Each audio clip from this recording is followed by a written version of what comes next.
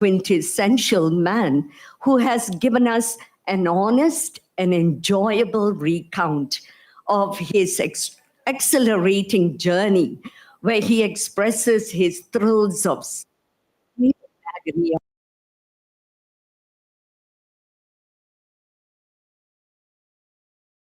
Quote, life is more than the eye can see and comprehend. It is this vastness that keeps us optimistic, humble, and enterprising. Well, with that, wish you all an enjoyable, fruitful afternoon. Thank you very much.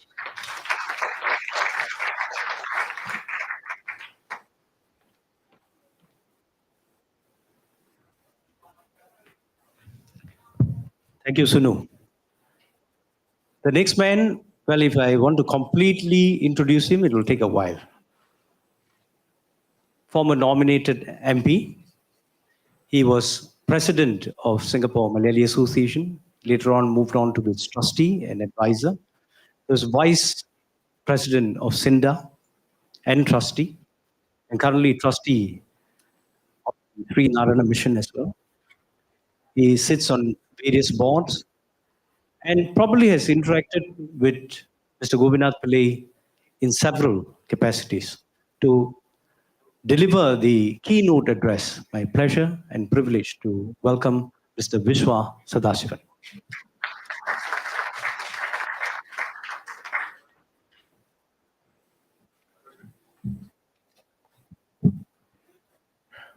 Thank you, Bimal.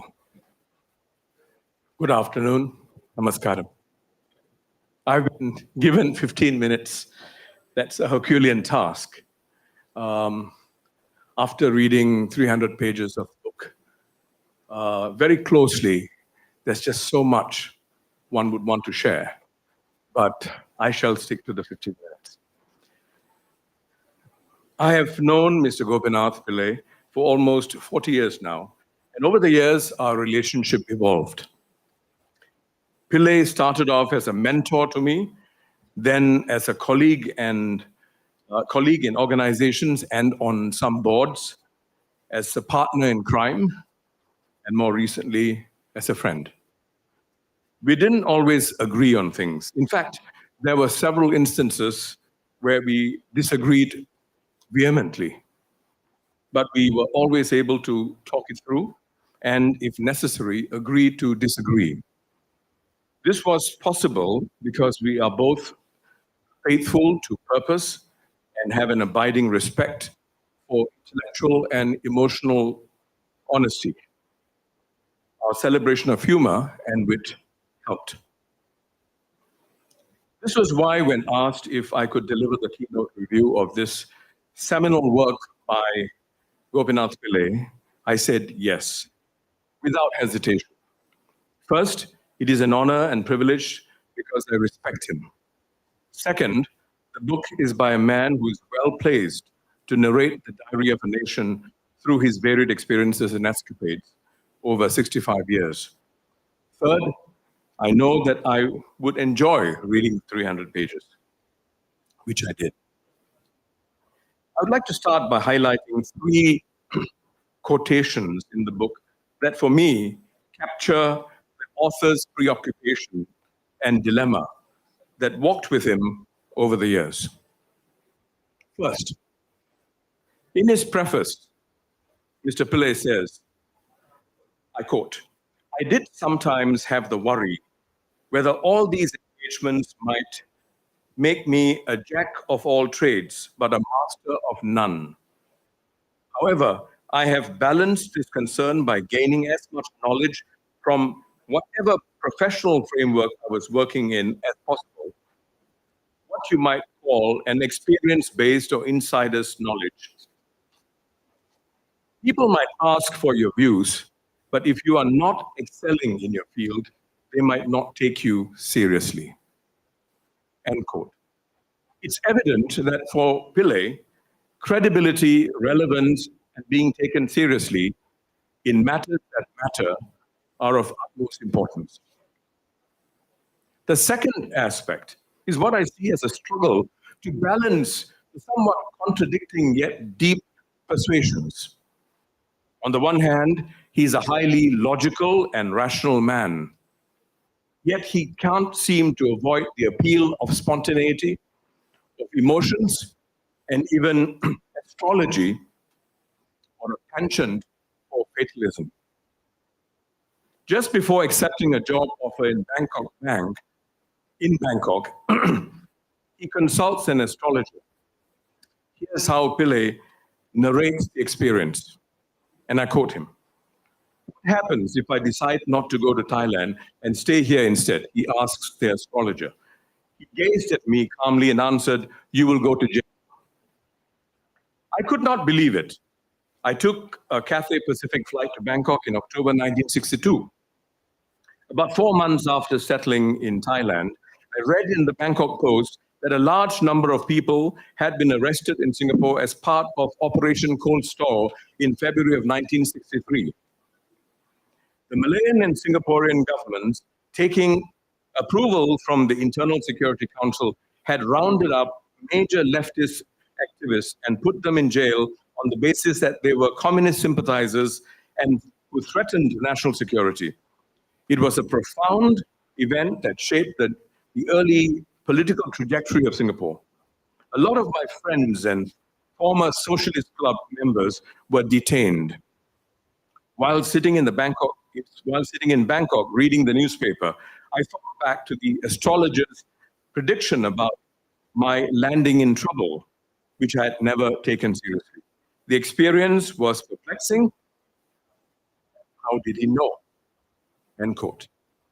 Likewise, almost as a motive running through the book, I see Pillai striving to deconflict his latent belief in socialist values and what appears to be his survival instinct to be practical. This is what he shares. I quote him. Many of my socialist friends during this transition began to feel I had undergone a transformation, a political mind shift from socialism to capitalism. My reasoning was that a person has obligations after he marries, and the person he marries is here as witness. Looking after my family would be my primary duty now. These were friends I knew well, and to their credit, they tried to empathize with what I was experiencing. Many also held down various jobs and did not see what I was doing as strange. But I think they were perhaps waiting to see how far I would stray, how much of a capitalist I would become. Occasionally, snide remarks were made in jest, like, quote, our friend who is waiting to become a millionaire. I guess this is what it means to be a pragmatist in Singapore. Third, Pillai is essentially people-centered, be it his family, his friends, or his comrades. Right through the pages of the book, he shares powerful instances of how individuals helped him address tricky situations. People close to him gave him and continue to give him strength and remain at the core of his existence. He says it aptly, and I quote, my entire life, I can honestly say that I have been truly blessed by the trust and love of wonderful parents and good friends. In the concluding pages, he speaks with emotional authenticity and gracious gratitude. My family, through many turbulent junctures, has always kept me steady. I continue to view my decision to migrate from Malaysia to Singapore as the second best decision of my life. Marrying Shamala was the first. I live with my wife and 2 daughters in a full, happy household. My son, Prakash, lives not too far away from us. I'm also a grandfather blessed with 2 grandsons, Arjuna and Aditya, both of whom bring me tremendous joy, end quote. It's clear that even though Pillai has had countless work preoccupations, it was the people close to him who continue to light up his universe. Now, true to form, Pillai has provided priceless nuggets of information on what really happened behind the scenes. I'm talking about critical turning points in our nation's history, especially the earlier years. Many of us may not be aware or be able to fathom that there was an era when university students in Singapore held rallies on campus and challenged the rulers in Singapore. Pillai was intimately involved in these activities in the late 1950s and early 1960s. As a student, he joined the University Socialist Club, or USC, best known for its feisty anti-establishment stand. Pillai became its president. He was a frequent contributor of Fajar, F-A-J-A-R, the official publication of the USC. The USC was significant enough for founding Prime Minister Mr. Lee Kuan Yew to become the legal advisor and aid in the Fajar trial in court in 1954. And 1954 was when the People's Action Party, the ruling party, was founded. Gopinath Pillai wrote an article for Fajar titled, Kerala, Testing Ground for Democracy. The opening paragraph of his article read as follows. Much attention has been recently focused on the state of Kerala. This state first came into the limelight 27 years ago when for the first time in history, a communist party was elected into office. Today, Kerala has again hit the headlines due to the very questionable tactics employed by the opposition to compel the central government to establish presidential rule, end quote. By the time the article went to print, the central government announced the decision to impose presidential rule in Kerala. Pillai changed the title of his article promptly to Kerala, Deathbed of Democracy. Singapore's economic czar in the early years, Dr. Goh Keng Swee, established Intraco in 1968. Ostensibly, it's a company, ostensibly to blaze the trail overseas and expand Singapore's trade, ostensibly. What most people didn't know is that its remit was to do unheard of things in far-off places. Pillai was hired as a manager in 1980. Evidently, a rite of passage for the man into the intriguing world of intelligence collection, foothold battles, pathfinding, deal-making, and smooth operations. Pillai was like fish in water. Here, as he conducted trade operations in far-flung, supposedly rogue nations such as Yemen and Gaddafi's Libya. It fed into his spirit of adventure, palpable in the passion with which he describes his work in Intraco. I quote, "We were united in our buccaneer-like spirits. We went into promising diverse foreign economies to trade. And if there was something that we wanted, we did the deals to make that possible. If there was a security problem in any country that was seen to be a deal breaker, our group was expected to step in and have a handle on the political situation. Many of the countries we traded in fell under the socialist bloc. This included China, whose trade with Singapore was restricted. Trade with other countries, such as South Africa, was restricted as well due to apartheid. Western countries treated it as a pariah. Big countries like America and Britain could release fantastic rules about which countries the international community should trade with, while they could do as they pleased whenever required." End quote. Quite a feisty man. With entrepreneurship flowing in his veins, emboldened by a penchant for taking risks, calculated albeit, Pillai started looking at doing business in India when it started opening up from 1901, when Mr. Narasimha Rao was the Prime Minister. The stars became more aligned in 1994 when Singapore's Prime Minister Goh Chok Tong was chief guest for India's Republic Day celebration. This was in 94. Prompted by his clairvoyant-like instincts, Pillai whispered strategically to the Prime Minister. This is how he shares the story. I quote, "Once when I was in India, I happened to cross paths with Mr. Goh Chok Tong. He shared with me his plans to visit the Golden Temple in Amritsar and asked if there was anywhere else that I thought he should visit. I suggested that he explore Ahmedabad in Gujarat. The Chief Minister of Gujarat at that time was India's current Prime Minister, Narendra Modi. To my delight, PM Gochok Tong took my advice and boarded a flight to Gujarat. He was impressed with what he saw there. This impromptu trip helped him cement a strong and lasting relationship with Mr. Modi. Modi refers to Gochok Tong as the tall man. It might not be wrong to say this helped lay the foundation for a healthy relationship between our countries, as well as a friendship that continues to this day. End quote. Soon enough, Pillai was to profit from the cordial ties between the two countries. The opportunity didn't come to him on a silver platter. He had to fight for it every step of the way with a never say die attitude. He had an enduring faith in India. Together with some close friends, Pillai launched Gateway District Parks Limited in 1994. It was an India-wide network of cold storage that went on to become a successful and highly profitable listed company. Pillai shares his journey with Gateway. It is an intriguing tale of clever deal-making and firefighting with stamina and nerves of steel to deal with the constant ups and downs, especially in the early years. In 1990, Gopinath Pillai embarked on what became a 31-year honorary and honorable career with the Ministry of Foreign Affairs in Singapore.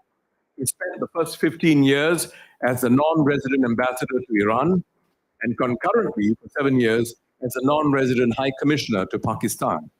He then served as ambassador at large till 2021. His interest and knowledge of history and people management made him a natural trust builder, the quintessential diplomat. By this time, reading the book, I was asking myself, how is it humanly possible for anyone to juggle so many things and ensure each is done with exacting standards? Then came chapter 21 of the book, which listed yet another 5 leadership positions Pillai held from 1977 to the end of 1921. This is his justification. I quote, "On the side, I have always involved myself in what I like to call extracurricular activities, small projects that I found interesting and which I often joke helped to keep me out of trouble. These ECAs gave me a double life as I strove to fulfill the duties of my regular 9-to-5 job as ably as I could. When a person is passionate about something, he will find the time to set out and do it." End quote. In a nutshell, these extracurricular activities started with becoming the president of the National University of Singapore Society, which is the university's graduate club, from 1977 to 79. He then served as the first chairman of the largest supermarket chain in the land, NTUC FairPrice, for 10 years from 1983. He was also the chairman of the Hindu Advisory Board and a board member of the Hindu Endowments Board. As an active board member and subsequently chairman of the advisory board of the Indian Heritage Center, Pillai helped persuade the government to underwrite the cost of building the premises, which he estimates was around 21 million. Pillai described it as perhaps the most important single event from 2015 for the Indian community in Singapore. In 2004, he was given a task which most wouldn't consider an extracurricular activity. I'm talking about the setting up of the Institute of South Asian Studies, or ISAS, as its chairman. Under his stewardship, ISAS organized 4 hugely successful South Asia diaspora conventions. Each had about 1,000 distinguished delegates from South Asian countries and Singapore. Gopinath Pillai's affinity and indeed affection for Indian and especially Malayalee heritage and culture was cultivated when he was a little boy. A couple of years after he was born in Singapore in 1937, he spent 7 years in Kerala with his mother. It was only when he was 9 years old that he returned to Singapore to join his father, who went on to publish Singapore's first Malayalam newspaper. It was called Kerala Bandhu, which literally translated means relative of Kerala. This was to have a bearing on Pillai's deep involvement with the Singapore Malayali community years later. He said this of the Malayali community in the book, and I quote, "The Singapore Malayali Association, SMA, started in 1917 as the Kerala Mahajana Sangam, is one of the country's oldest registered associations and is hailed as the first Malayali association outside of India. Since its founding, the group has gone out of its way to support underprivileged and low-income families with a good education." End quote. In keeping with the spirit, in 1998, Pillai bring together all Malayali associations in the land to have a grand Onam celebration dinner. Then DPM Lee Hsien Loong was the chief guest. At the event, the IT Services Cooperative was launched as a Malayali contribution to the Indian community. The aim was to refurbish and upgrade used PCs and then place them in the homes of families that can't afford them. The program lasted a few years with more than 2,000 families benefiting from it. By this time, the reader of the book would ask, what about the family? Just as he started the book by talking in some detail about his parents, Pillai ends the book most aptly by toasting to the anchor in his life, his family, and his wife, Shyama, in particular. Given the multitude of engagements and assignments in Pillai's life, it's evident that he would not have had peace of mind, important to a responsible man, if not for his wife taking charge on the home front. They said that this is crucial, of great importance, having the right woman by your side when embarking on an ambitious life journey. Pillai admits that, quote, "Wooing Shamala was the first major challenge I had to overcome. I started pursuing her as soon as I set eyes on her." End quote. I believe we can call this deterministic romance. Pillai ends the book with the same question he asked at the start, whether his life made him a jack of all trades, but a master of none. Perhaps the answer lies in his own words, and I quote, "In my time, I have been a teacher, a journalist, a businessman, and a diplomat. I have participated and invested in my cultural community.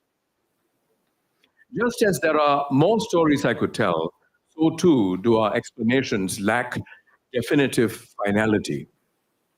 There are always more angles for looking at life.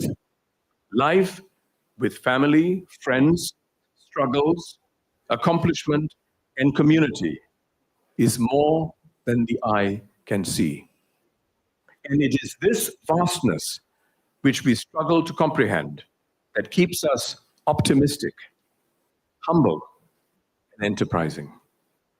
So for me, ladies and gentlemen, Gopinath Pillai is certainly not a jack of all trades or a master of none.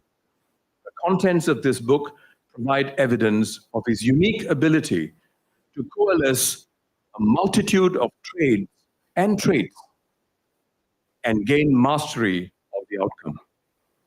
In the words of former Prime Minister Goh Chok Tong, I quote, "Gopi, you succeed in whatever you take on because you have the passion and you drive it with passion." Thank you very much.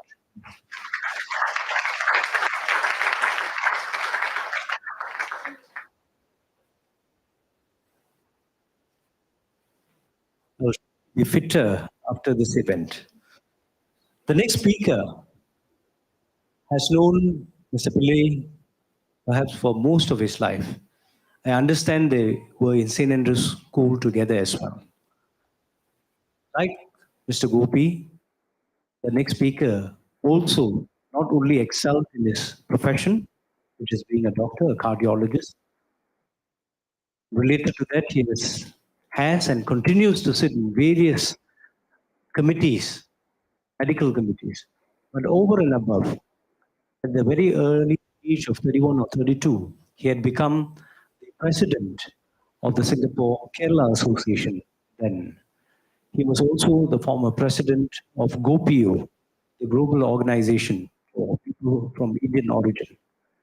He wears many hats, has his own brand of humor, and he is going to touch on personal anecdotes from a point of view of a person who has watched Mr. Pillai grow from one area to the other. With loads of pleasure, I invite Dr. V.P. Nair.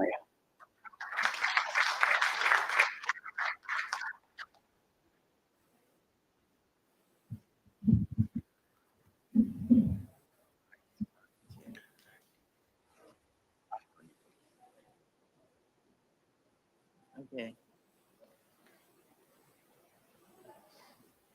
Right.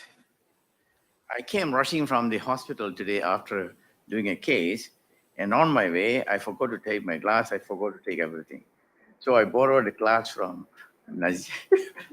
from my former, uh, big boss in the Cathedral Laboratory. And this is, look at it, what I want to write a note. Right. President and members of SMA, fellow Singaporeans, friends, ladies and gentlemen, I don't know whether there are boys and girls here, boys and girls. After listening to the complete anecdote of the book, I may not touch at all about the book because you already know what it is. And I will tell you what it is all about in a different way. I'm delighted to talk about Gopi, as I call him Gopi. Some of you call him uncle, some of you call him ambassador, whatever it is, I call him Gopi. And his recently published book, More Than the Eye Can See, Memoirs of Gopinath Pillai. Gopinath Pillaiയുടെ കണ്ണിന് കാണാൻ കഴിയുന്നതിലും കൂടുതൽ ഓർമ്മക്കുറിപ്പുകൾ സ്മൃതികൾ. Why is it സ്മൃതികൾ? Because in Sanskrit, സ്മൃതികൾ means something more than ഓർമ്മകൾ. Right. Now, Straits Times published an article on the 9th of August last year, 22. I quote, the Distinguished Service Order, the highest accolades given out this year, is awarded to veteran diplomat and former Indian Heritage and Advisory Board Chairman, Gopinath Pillai, 84. At that time, he was 84. As chairman of the Institute of South Asian Studies, the National University of Singapore, NUS, from 2004 to 21, Mr. Pillai played leading role in fostering Singapore-India relations by building up deep knowledge of India. He was also involved in various organizations that played a key role in Singapore's social development and held roles including as chairman of the Hindu Advisory Board from 90 to 99 and founding chairman of NTUC Fair Price Corporation from 82 to 93. I was at the Institute of South Asian Studies book discussion on More Than the Eye Can See, Memoirs of Gopinath Pillai on 2nd September 22 at the Orchard Hotel.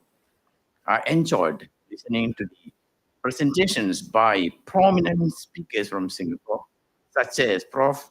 Ambassador Tommy Koh, former Foreign Minister Giorgio, and the former president of AL and NUS College, Professor Tan Taeyong, and the chief mentor of Confederation of Indian Industry, Tarun Das, who happened to be my friend also. Because I presented something in PBD and Tarun Das was chairing the meeting when Modi was the prime minister. So Prof. Tomiko said something very important. He knew Gopi for 63 years, much more than all of you knew. And he was surprised to know that I knew Gopi for 65 years, something different from the St. Andrews school days. And Gopiko came and told me, oh, you know him more than what I know. I have also written a book, Healing Hearts, Touching Minds, The Journey of an Interventional Cardiologist, which was launched by Minister Tan See Leng. The foreword was written by Minister Paul Bunwan. And more important, Gopi wrote an excellent review as follows. No one has succeeded in providing a review that does justice to all the classics of Indian literature. And similarly, I will not even attempt to write a review of your monumental work of 650 pages in 60 chapters, dealing with medicine, health, Indian culture, religion, art, history, and a whole host of other serious subjects.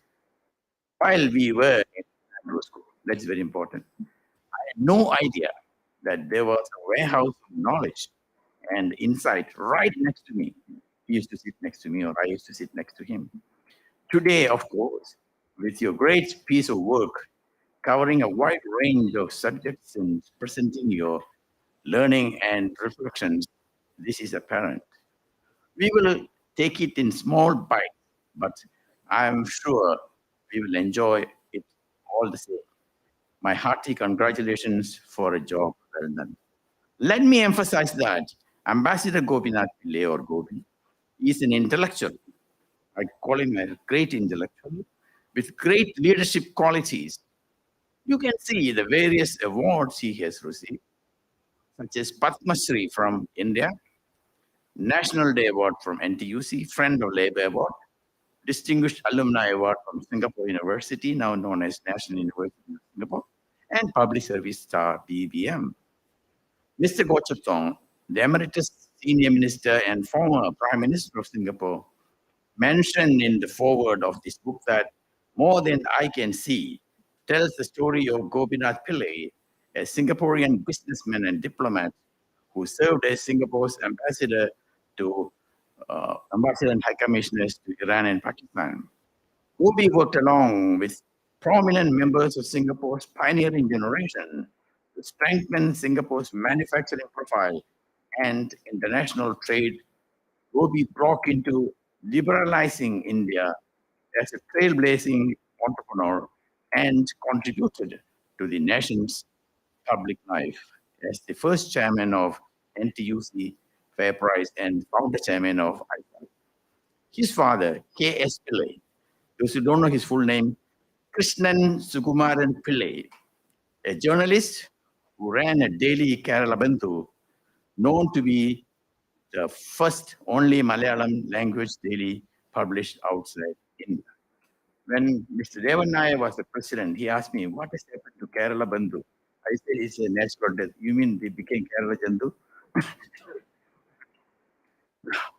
His mother, Malayalee Menon, you may not know that she was Malayalee Menon, who after marrying Mr. Pillai became Malayalee Pillai. Wife Shamala, who is sitting here, children, Preeta, Prakash, Priya, daughter-in-law, Vidya Nair, grandchildren Arjun and Aditya, and son-in-law Bhaskaran are very dear to our family. In fact, Prakash and my son Dinesh were classmates from kindergarten school right up to junior college, even though they took part in science in a different way. The book is well written, easily readable, and full of knowledge about early and current Singapore, including politics, economics, and culture. Gopi has contributed tremendous help and service to the Indian community and advice to the Indian community, especially the Malayali community. I would recommend this book to be kept in all households in Singapore. Thank you. With this glass, I can't see. I should take it off.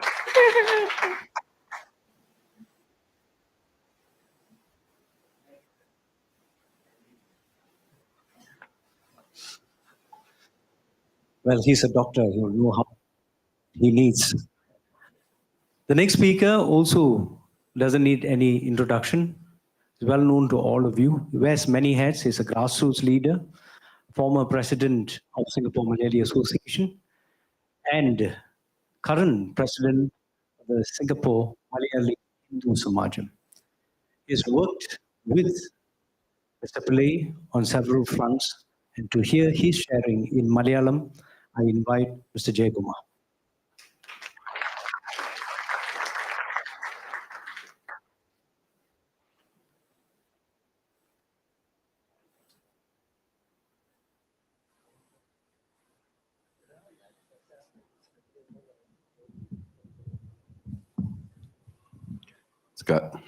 Namaskaram.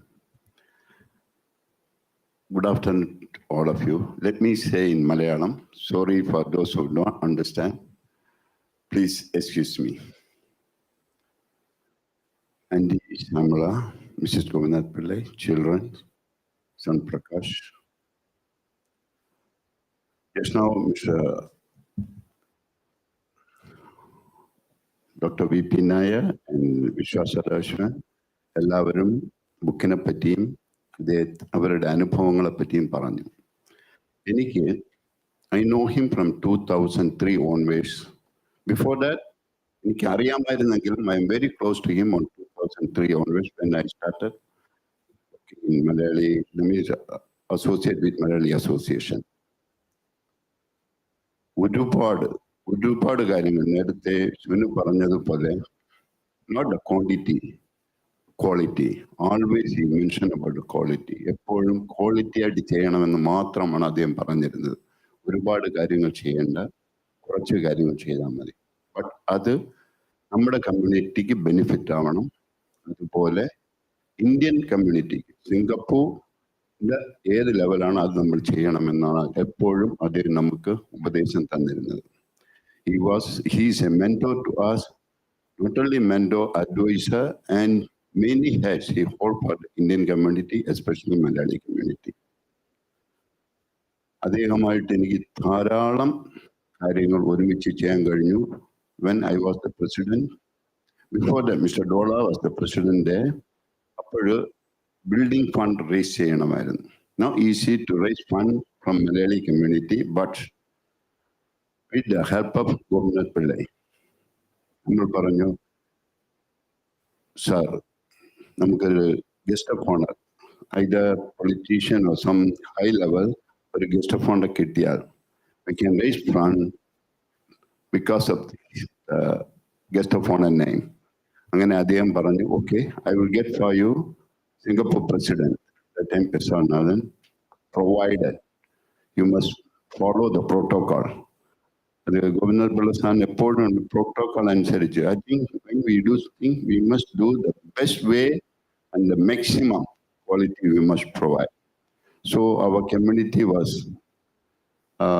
Ullas and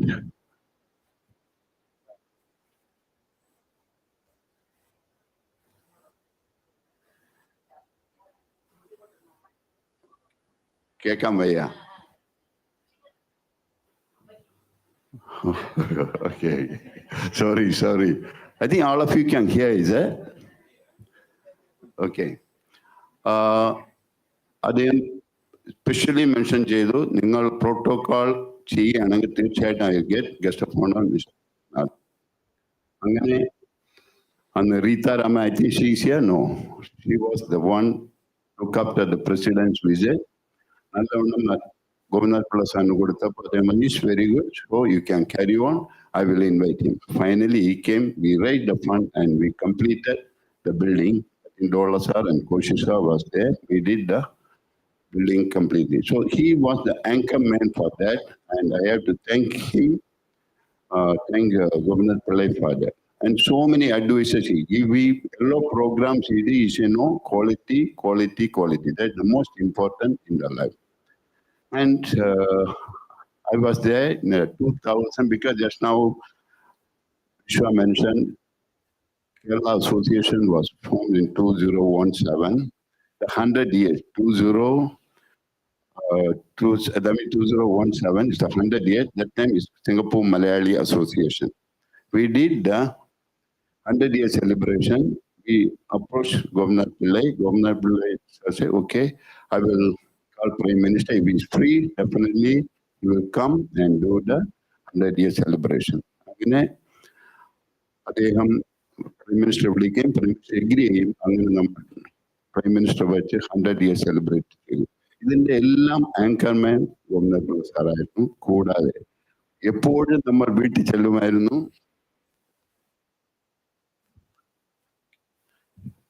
എപ്പോഴും നമ്മൾ വീട്ടിൽ ചെല്ലുമ്പോഴെല്ലാം എനിക്കൊരു വിഷമമുണ്ട്. Anti ചായ വട ഇതെല്ലാം എപ്പോഴും തരുമായിരുന്നു. But she was so happy to give us the coffee and tea, and sometimes she participate with us. ചിലപ്പോൾ നമ്മളോട് ഇരിക്കും, ചിലപ്പോൾ ഇരിക്കില്ല. But she was very happy to accommodate us, and she gave us her ideas also. So actually it was a family association from Singapore Malayali Association. And the uncle was helping a lot of things for us, and it motivates. Now the new president, Mr. Prem, not here. and Sunu, we went there and talked to him. He gave us a lot of ideas how to do, how to go through the community, how to go, not only Malayali, you must bring all the Indian community together. His idea was to bring all Indian together and the Malayali must accept. That's his idea, and we try our best to do it. Still, the present committee also doing. I had to thank the present committee to bring all the Malayali association together to organize his book discussion about the book. Thank you so much for the Malayali community to organize this. Another thing, just now Vishwa mentioned about astrology. I think he is very devoted to the, especially the Chakulatam. He was very devoted to it. Just now the montage they show the Chakulatam, the picture, and Sutyada and Isha was helping to bring uncle always in the Chakulatam and Magaravalaka. So it was a collaboration with all these association to bring all these people to the Magaravalaka and Chakulatam celebrations. Finally, happened. After Dr. V.P. Nair stepped down. I have to take over the Malayali Hindu Samajam presidency. So I took over 2020, the presidency of Malayali Hindu Samajam. Still, I am the president. So the Malayali Hindu Samajam formed in 1926. They formed in 1926, going to be 100 year 2026. So their intention was to get a temple, Malayali temple in Singapore, Ayyappan Guru Ayyappan temple. That's the idea. And he worked for that. Not only the previous committees also worked for that, even Dr. VP also tried to get the temple a reality. He worked very hard. Finally, I have to thank Mr. Gopinath Pillai. He is the man behind to get the temple reality. Finally, I'm very glad to tell all of you, we got a place in Yishun to build Ayyappan Guru Ayyappan temple. I had to thank Gopinath Pillai for that because his ambition was that finally we made it. Because of his involvement and his negotiation with the Singapore Land Authority and the ministers, finally we got it. So how much he involved in the, just now Governor Pillai and Dr. VP, Mr. Vishnu and Dr. VP mentioned how integrated with all this ministerial level and the diplomat, all this, still he find time to look after the family, important, same time the community. He always, the heart, the community must come up. Then only some values for our Singapore system. So he always looked for that and he did it. And finally, we achieved that thing. So many things I can say. To me, he's a mentor and advisor, everything. I'm here because of his advice to me. Thank you so much, and thank you all the family members of Gopinath Pillai. Thank you so much. I think you are very honored to be here because of Gopinath Pillai. I think always everybody is remember him, and he won. I pray for his speedy recovery from the current situation. We can pray together and get him soon come out. And thank you so much for organizing. Thank you, everyone. Thanks a lot.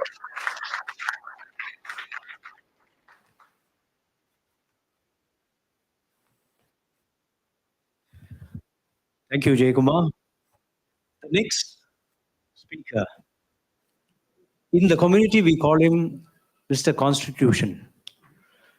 Because virtually all the Malayali organizations' constitution, he had a role to play. When we want to change, we call him. When to create new, we will call him. He's been involved in NUS Alumni Society, former nominated member of parliament, continues to excel in his career, but always finds time to help organizations that need help. Pleased to invite Mr. Chandra Mohan to address us.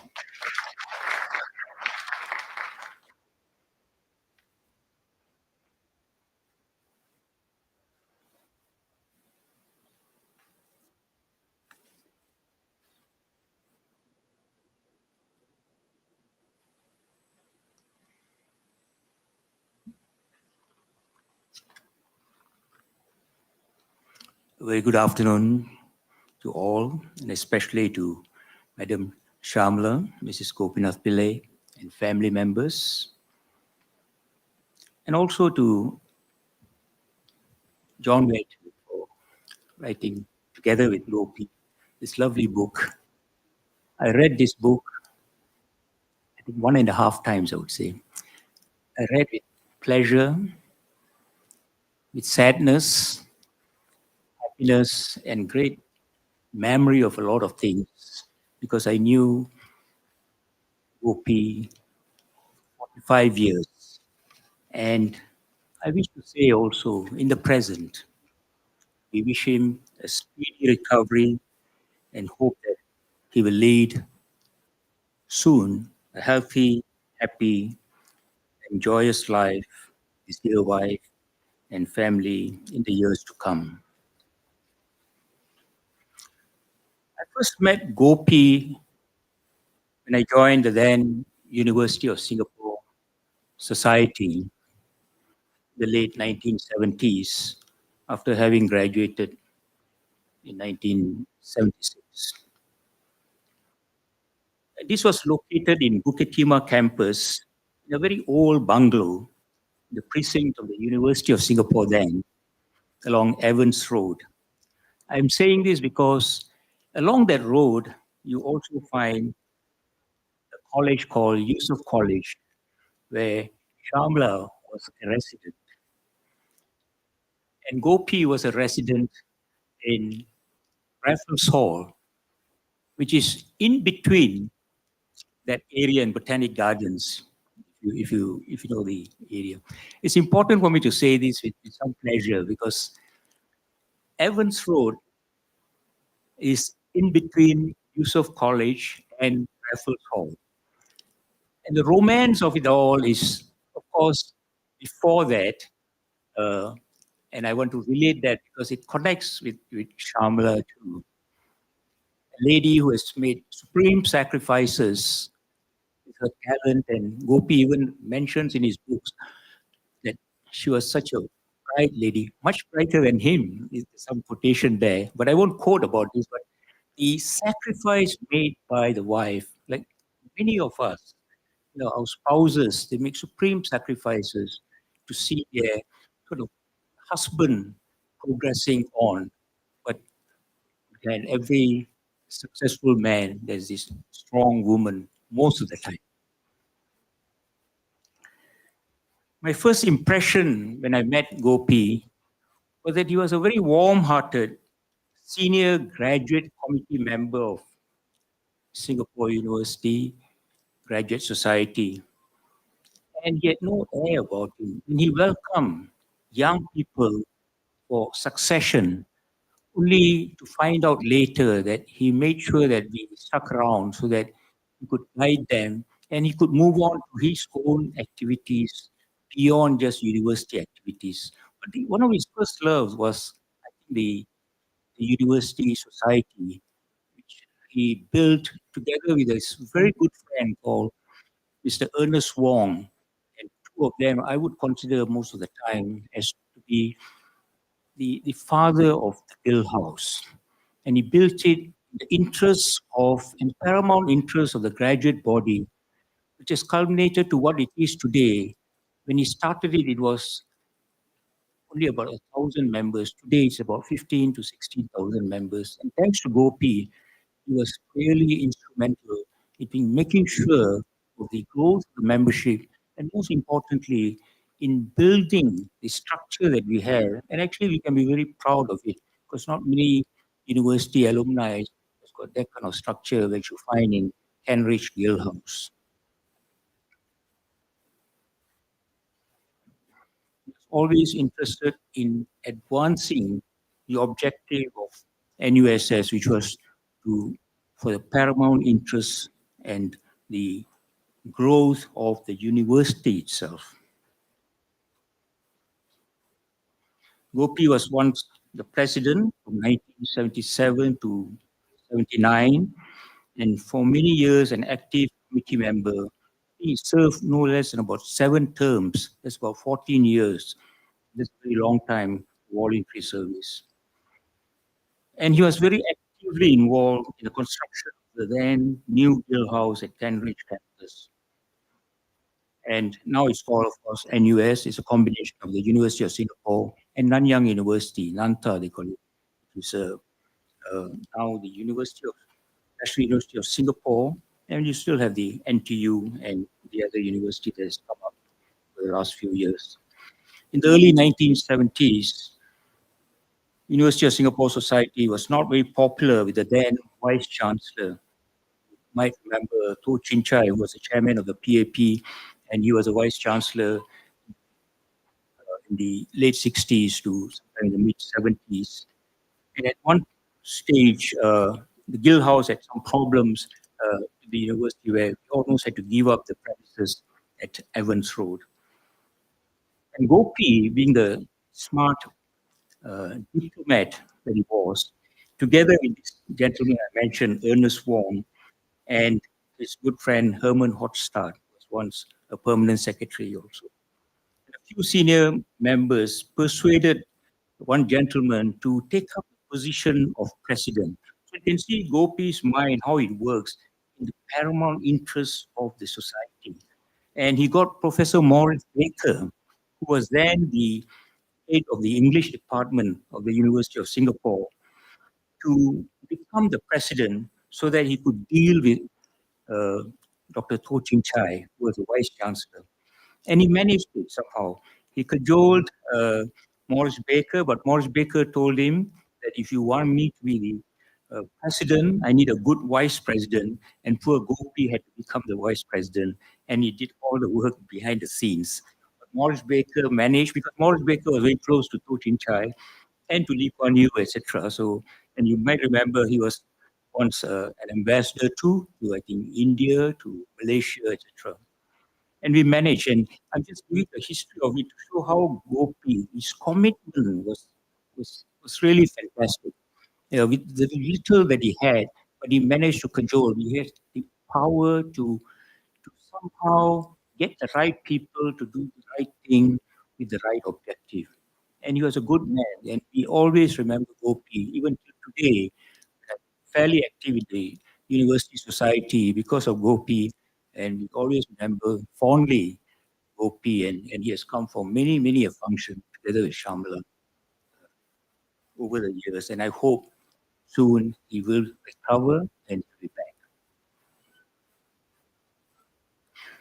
When I became a committee member in the early 80s, Gopi was then a very, very senior member in the committee. He asked me, Chandrabhan, what do you do? I say, I'm a young lawyer. He said, good, you'll be our legal advisor, but you cannot charge us. I said, fine, no problem. He said, what else do you do? I said, I was quite active in sports. He said, very good, you're my sports chairman. And I realized suddenly that whenever you say something, you're in trouble. No? They say, what else do you do? I say, sir, nothing else. Gopi had a way with his way of talking and cajoling. He's a romantic, I mean, Shamla will tell you that, I think. But he had a way with people. He knew how to goreng them, so to speak, But always with good intentions. And that's what I like about the man. And years later, you'll ask me to get more involved in various activities, including Hindu Samajam, Malayalee Association, etc. But I did not fall into that trap anymore. So once he asked me, and with my late brother, Venugopal, whose daughter is here, Vidya is here, and he used to say, Charma, can you get involved in this committee, that committee? VG Lee is coming to be the deputy prime minister, etc. I said, Gopi, you just get involved with Venu, my brother. Leave me alone, because I've got Law Society, I've got NUSS, etc., etc. But he meant well. He wanted people to get involved, not because I'm a very religious person or anything, but he says, look, I think you can do the job, do it. I said, I'll do it behind the scenes. So he always had power to cajole and influence.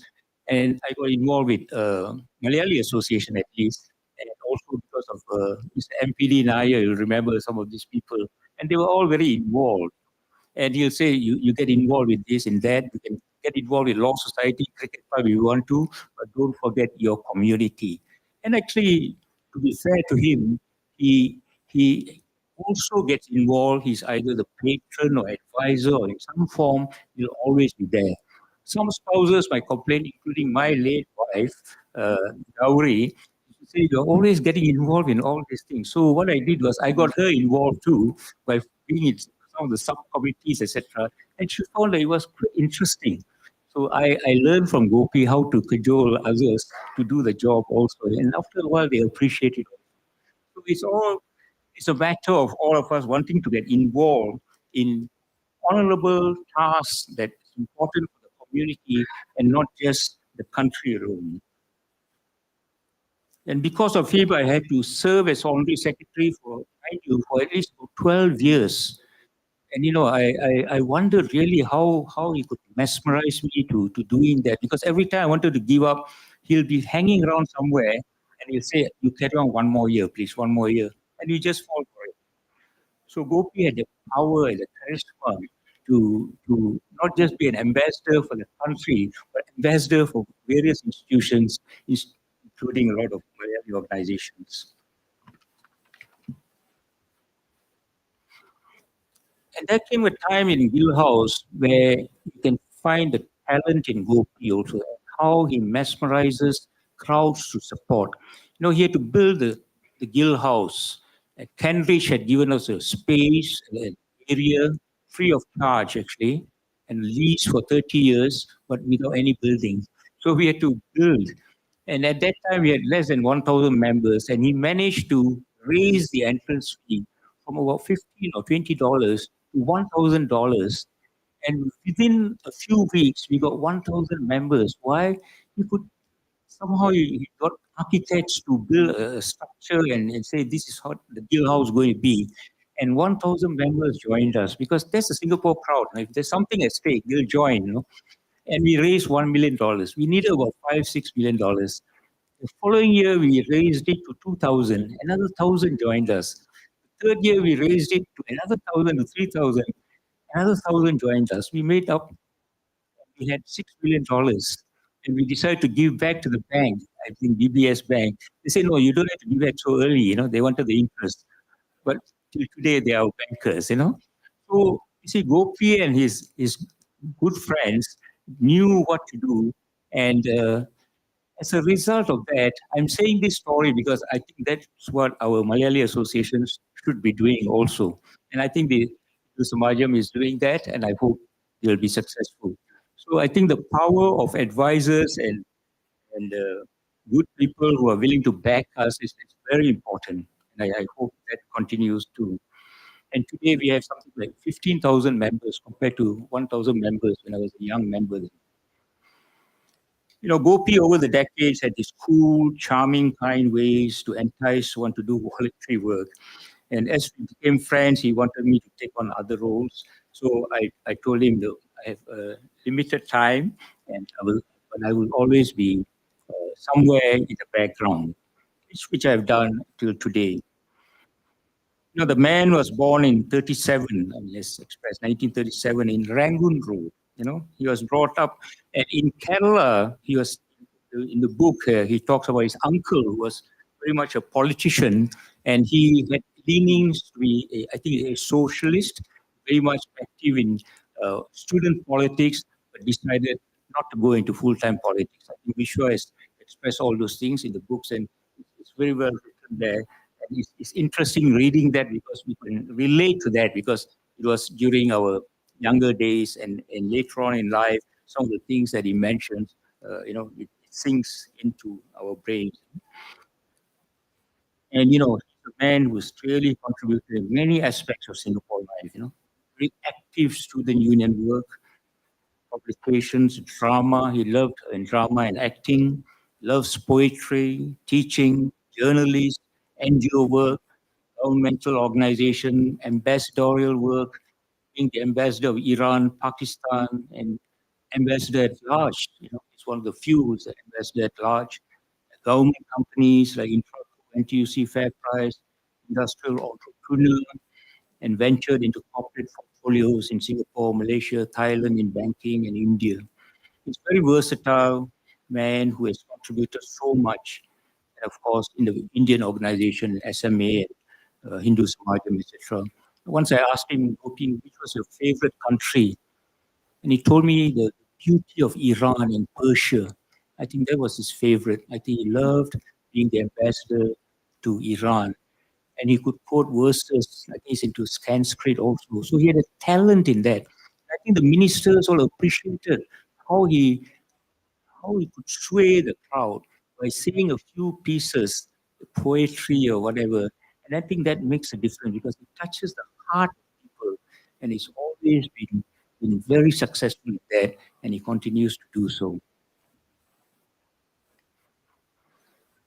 Over the years, I was privileged to get to know Shamla, and they've raised 3 lovely children in Preetha, Prakash, and Priya. And I'm so proud Vidya is part of the family too. And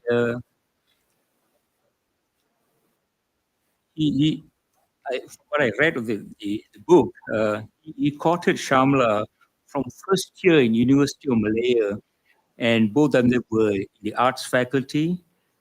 She stayed in Yusuf College subsequently, and Gopi was at Raffles Hall. And I want to quote from Gopi at page 72. He shows the romance of it all.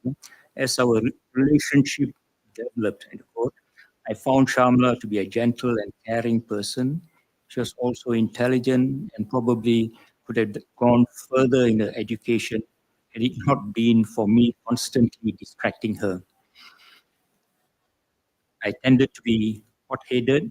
She was my exact opposite. Even till today, after almost 60 years of marriage, she remains my alter ego, my better half. And that says it all in the romance between Shamla and Gopi. Gopi has led a good,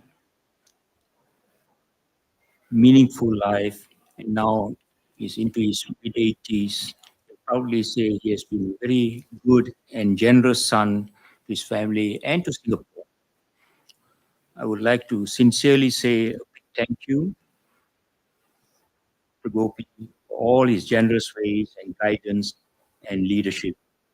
So on that note, I would like to wish Gopi all the very best. We hope to see him active again in the days to come. Thank you very much.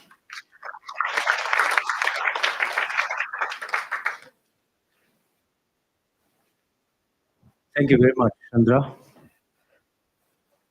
Next, we have a person who's very actively involved in grassroots work in the northern part of Singapore.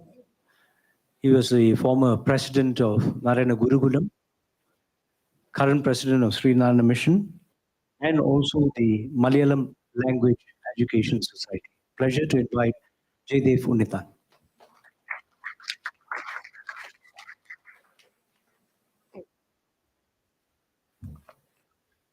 നമസ്കാരം.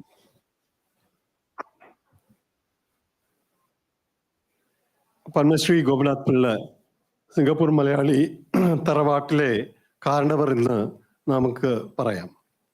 Singapore Malayali സംഘടനകളിൽ ഭൂരിഭാഗവും അദ്ദേഹത്തെ രക്ഷാധികാരിയായോ ഉപദേശകനായോ ആയി നിയമിച്ചിട്ടുണ്ട്.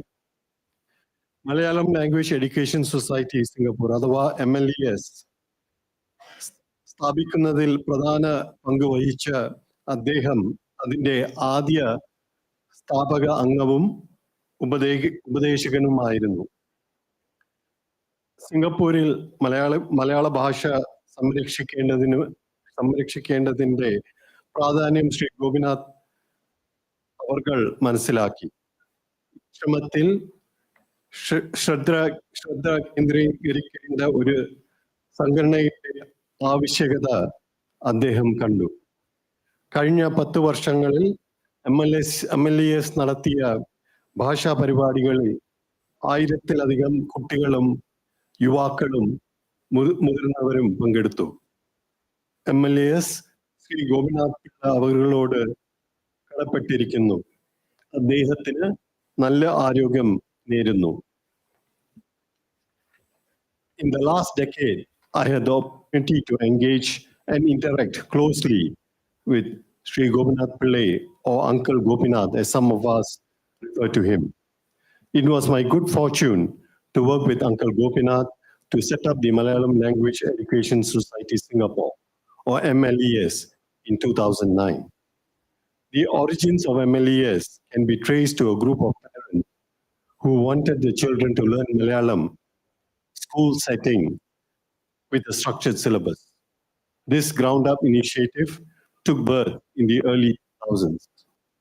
We approached several Singapore Malayali organizations, but offered a structured program. The parents were then advised to seek the advice of Mr. Gopinath Pillai. Uncle Gopinath was impressed with the enthusiasm and commitment demonstrated by these parents. He proposed that an organization that focused on promoting Malayalam language and extending financial support to needy students for this purpose be set up. MLES became a registered society in 2010. He became the first founder member and chief advisor of MLES.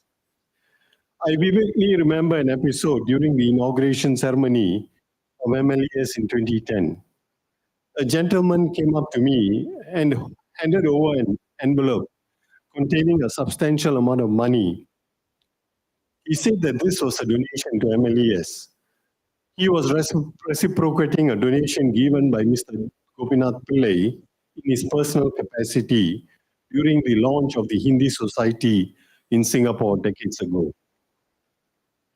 Uncle Gopinath's personal gesture of kindness has benefited the Malayali community in Singapore. The title of leader of the Malayali community in Singapore is befitting Uncle Gopinath.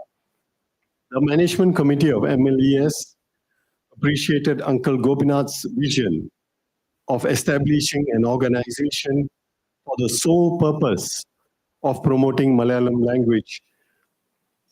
After our interaction with Malayali organizations in the UK, we understood why Uncle had prompted us or encouraged us to set up an organization for this sole purpose, because many of the organizations were predominantly focused in organizing social and cultural activities and not the language.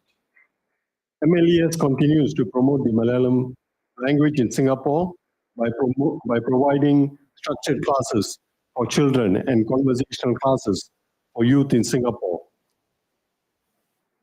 We are also working with other Malayali organizations in Singapore to promote the language through their activities by providing a framework. MLES is privileged to have Uncle Gopinath as our guider, and we are a beneficiary of his grand vision, more than the eye can see. We wish him the very best in health, and our very best wishes to Mrs. Gopinath Pillai and the family. Thank you very much.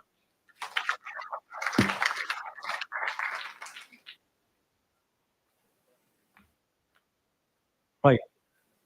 As we have heard, Mr. Pillai has worn several hats, and this has always been tracked by a particular group of people called journalists. And they have the insight into his long history and particular interviews with him where he has shared special moments. One such journalist is with us here today. My pleasure to invite Mr. Suresh.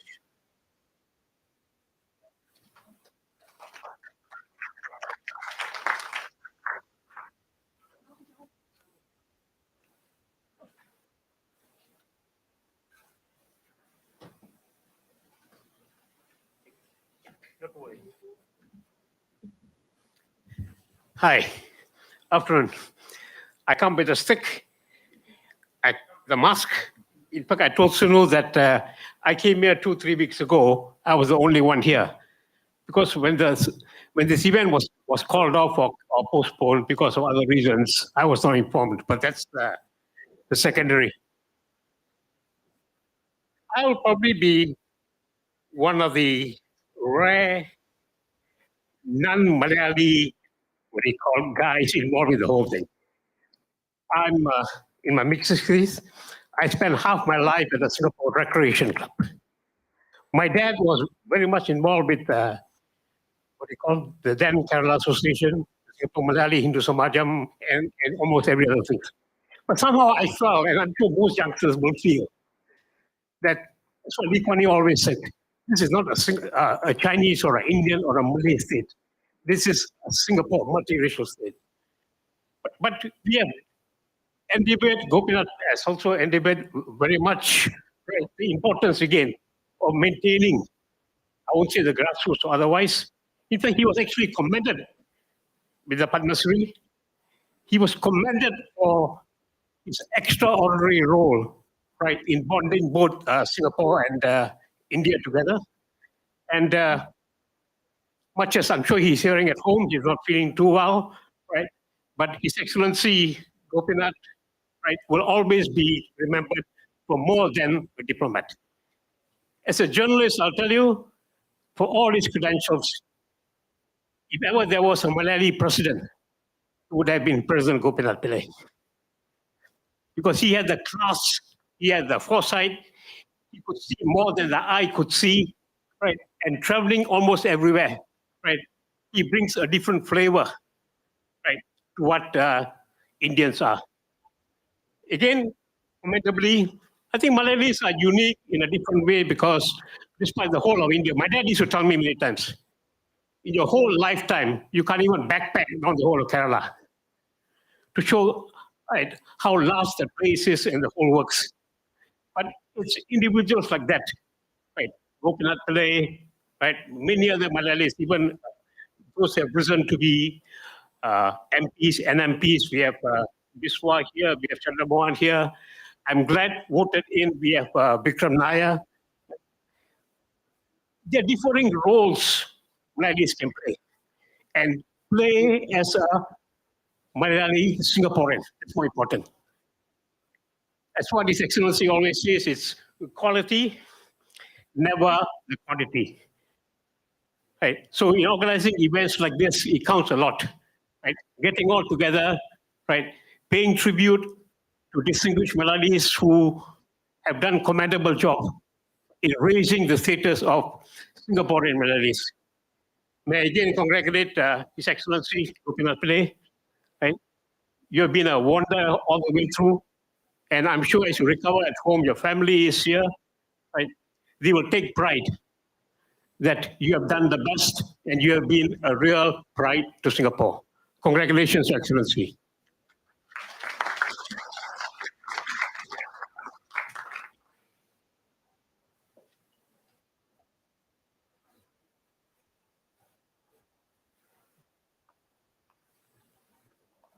Thank you, Suresh. From your heart, we appreciate that. Kerala Bandhu was the publication that Mr. Pillai's father started. But over the years, we've had several publications, even a daily newspaper, Malaysia Malayali at that time. And over the years, at some stage, all of that stopped. And suddenly a new one popped up called Pravasi. And the person responsible for that is here. And he wishes to share some of that interaction he had when starting that newspaper. Can I invite Rajesh?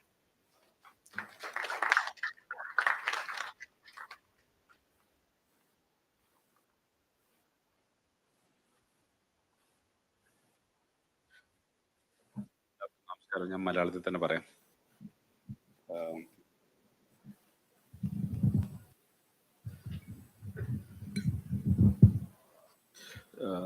ഞാൻ 2012 express തുടങ്ങുന്നത്. 2012 ഞാൻ പ്രവാസി express തുടങ്ങുമ്പോൾ ഞാൻ അതിൻ്റെ ചരിത്രം, സിംഗപ്പൂരിൽ എന്താണ് മലയാള പത്രം അല്ലെങ്കിൽ പ്രവർത്തനം സിംഗപ്പൂരിൽ എന്താണ് എന്ന് പഠിക്കാൻ ശ്രമിച്ചായിരുന്നു. അപ്പോൾ എനിക്ക് മനസ്സിലായത് ഒറിജിനേറ്റർ എന്ന്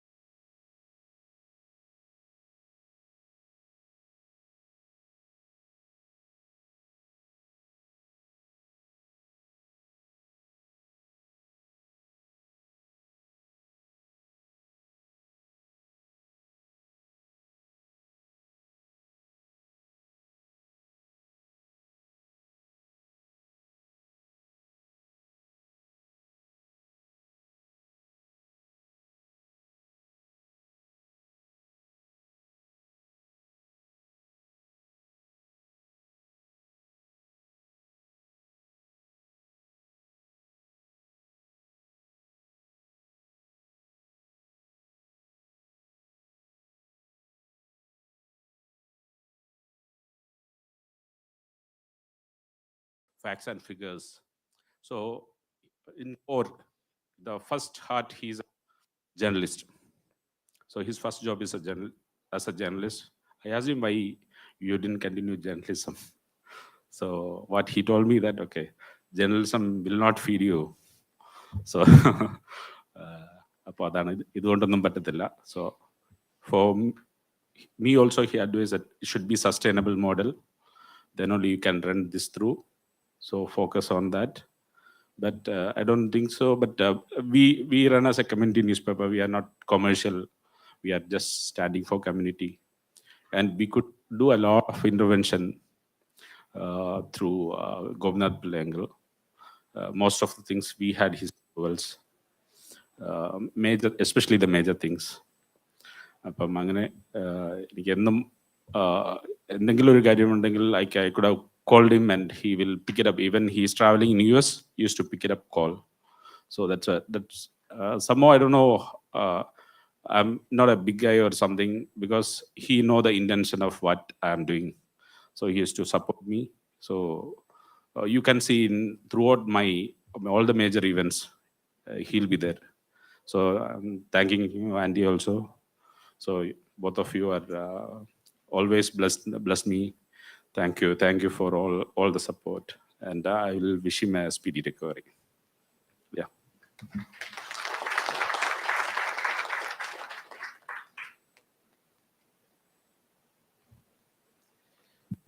Well, for those who don't know, we have a very old Malayali organization called the Singapore Kairali Kala Nilayam, which used to specialize in dramas. Now, Rajesh, who just spoke, was instrumental in reviving that organization. Today, it has become active again, and the current president of the Kairali Kala Nilayam is here, Gangadharan. I invite you to share your thoughts.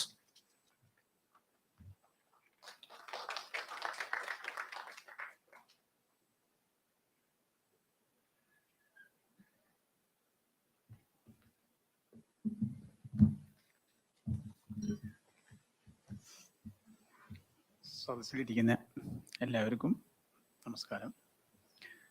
ഇന്ന് ഞാനിവിടെ Kairali കലാനിലയത്തിന് Gopinath sir തന്ന സംഭാവന മാത്രം സൂചിപ്പിക്കുകയാണ്.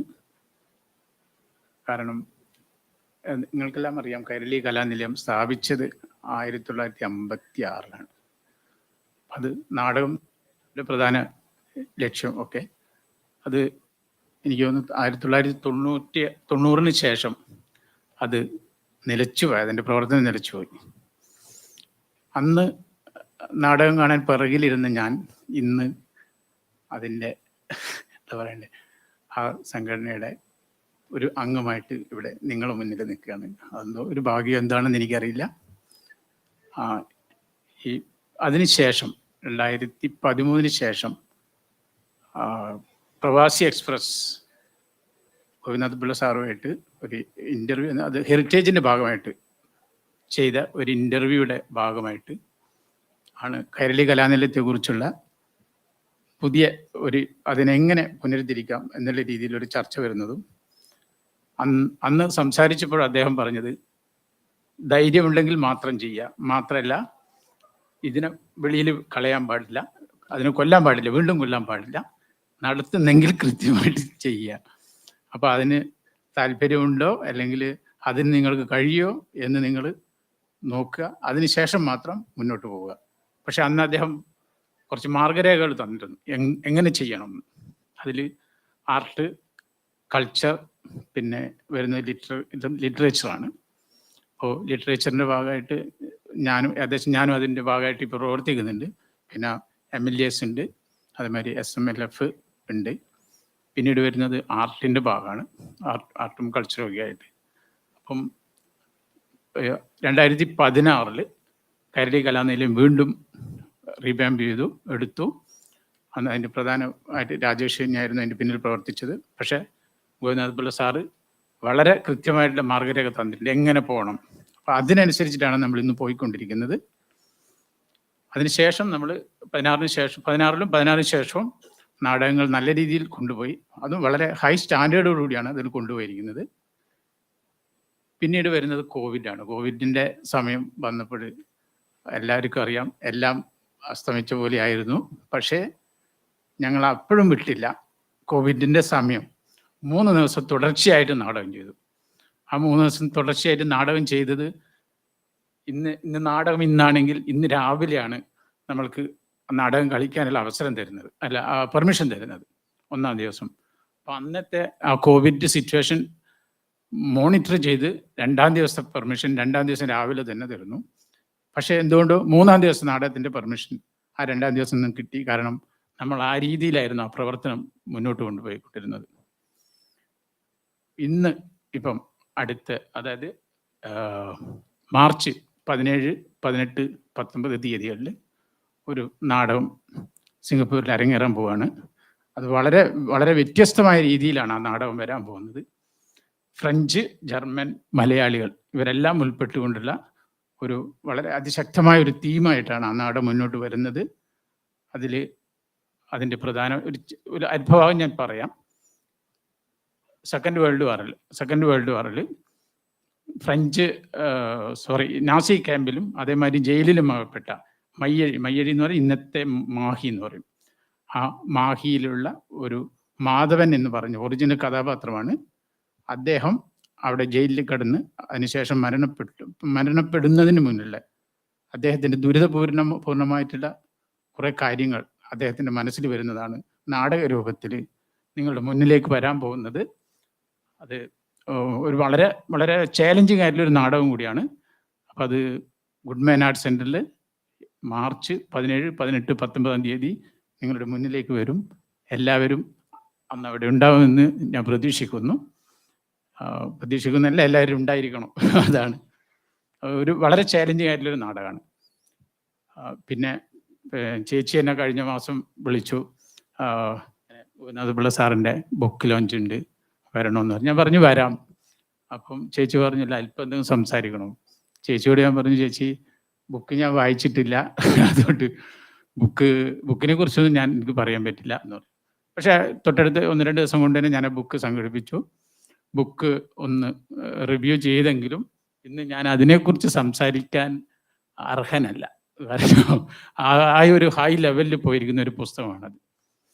അപ്പം എനിക്ക് ഒരു suggestion വെക്കാനുള്ളത്, Gopinath Pillai sir Malayali കമ്മ്യൂണിറ്റിയിൽ എന്തായിരുന്നു എന്നുള്ളത് അത് വളരെ കൃത്യമായിട്ടുള്ള ഒരു വർഷങ്ങളായിട്ട് അദ്ദേഹം ഇതിൽ പ്രവർത്തിക്കുക. അതിൻ്റേതായിട്ടുള്ള ഒരു മലയാളത്തിലുള്ള ഒരു പുസ്തകം. അദ്ദേഹം എങ്ങനെയാണ് ഓരോ സംഘടനകളുമായിട്ട് ഓരോരോ മറ്റ് ഈ ഹിന്ദു സമാജമായാലും ഏത് രീതിയിലായാലും അവർ എങ്ങനെയാണ് പ്രവർത്തിച്ചത്, അദ്ദേഹത്തിൻ്റെ ആ സംഭാവന എന്താണ് ഇവിടുത്തെ മലയാളികൾക്ക് കൊടുത്തത്, മലയാളത്തിനും മലയാളിക്കും കൊടുത്തത് എന്താണ്, അത് എനിക്ക് തോന്നുന്നു ആരുടെയെങ്കിലും കയ്യിൽ നിന്ന് ആ പുസ്തക രൂപത്തിൽ തലയിൽ നിന്ന് പുസ്തക രൂപത്തിൽ വെളിയിൽ വരും എന്നുള്ള ആ രീതിയിൽ ഞാൻ ആഗ്രഹിക്കുന്നു. അതിനായുള്ളൊരു പ്രവർത്തനം മുന്നോട്ട് പോകട്ടെ വിചാരിച്ച് തൽക്കാലം നിർത്തുന്നു. Thank you very much.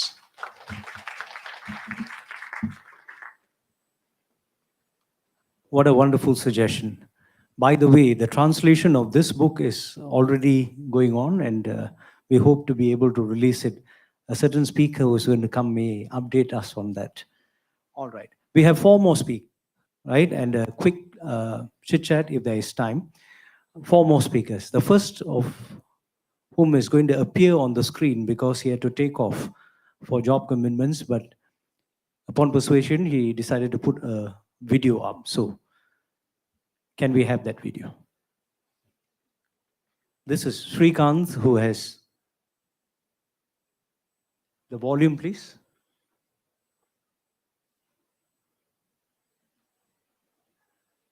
Good evening, Singapore.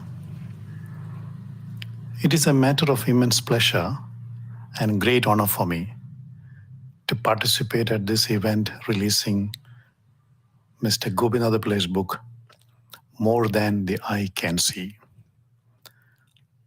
I would have loved to do this in person. As I'm traveling, I had to do this video message, and my gratitude to the organizers for arranging to relay this message. I am not really qualified to say much about Mr. Pillai, as I had only brief interactions with him.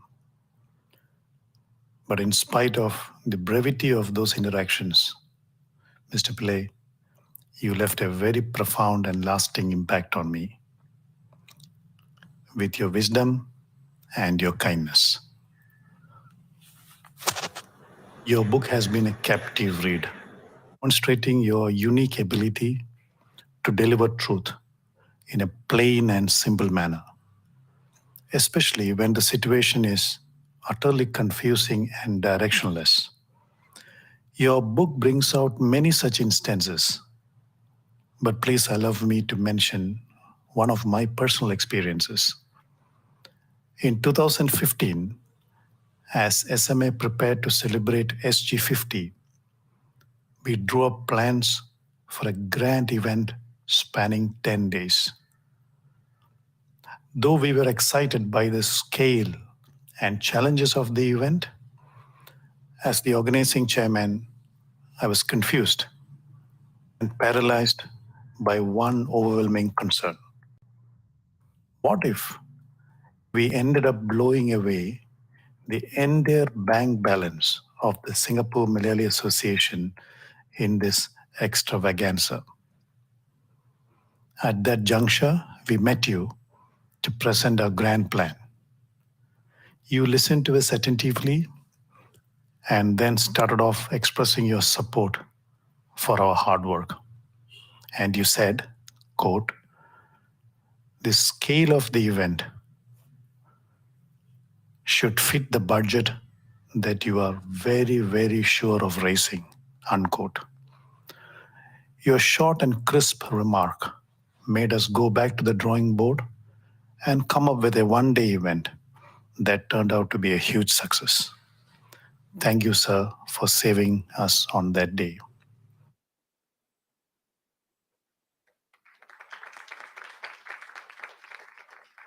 Speaking the truth is a great virtue, but to do it with a fine balance of pragmatism and diplomacy is an art, which the book shows us how well you have perfected this art. I recollect on an event by the Malayalam Language Educational Society to promote Malayalam, how you implored the Malayali community to consider learning Chinese.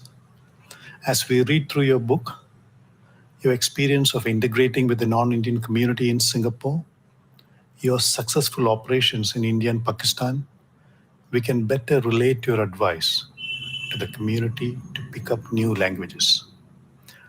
Only a natural diplomat with a fearless soul could have delivered that message on that stage. Your book reads like a Malayalam classic fiction, with a narrative like a novel by M.T. or Vaikom Muhammad Bashir. The innocence of childhood, pain and uncertainties of separation, interplay of tradition and modernity, search for new horizons at times of stability, finding love, struggles of keeping life moving forward, all sounds very familiar to those classics.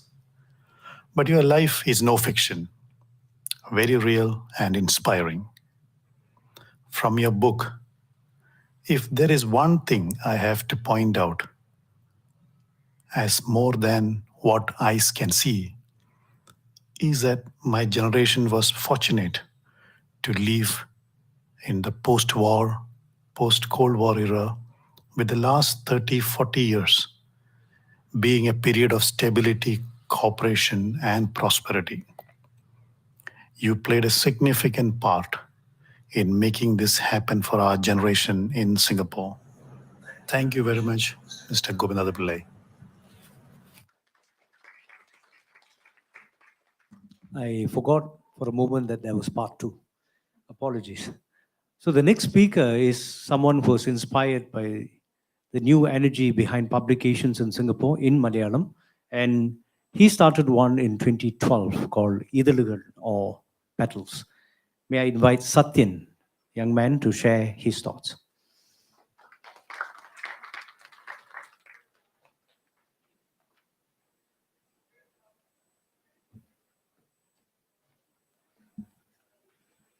I think the generation is getting changed.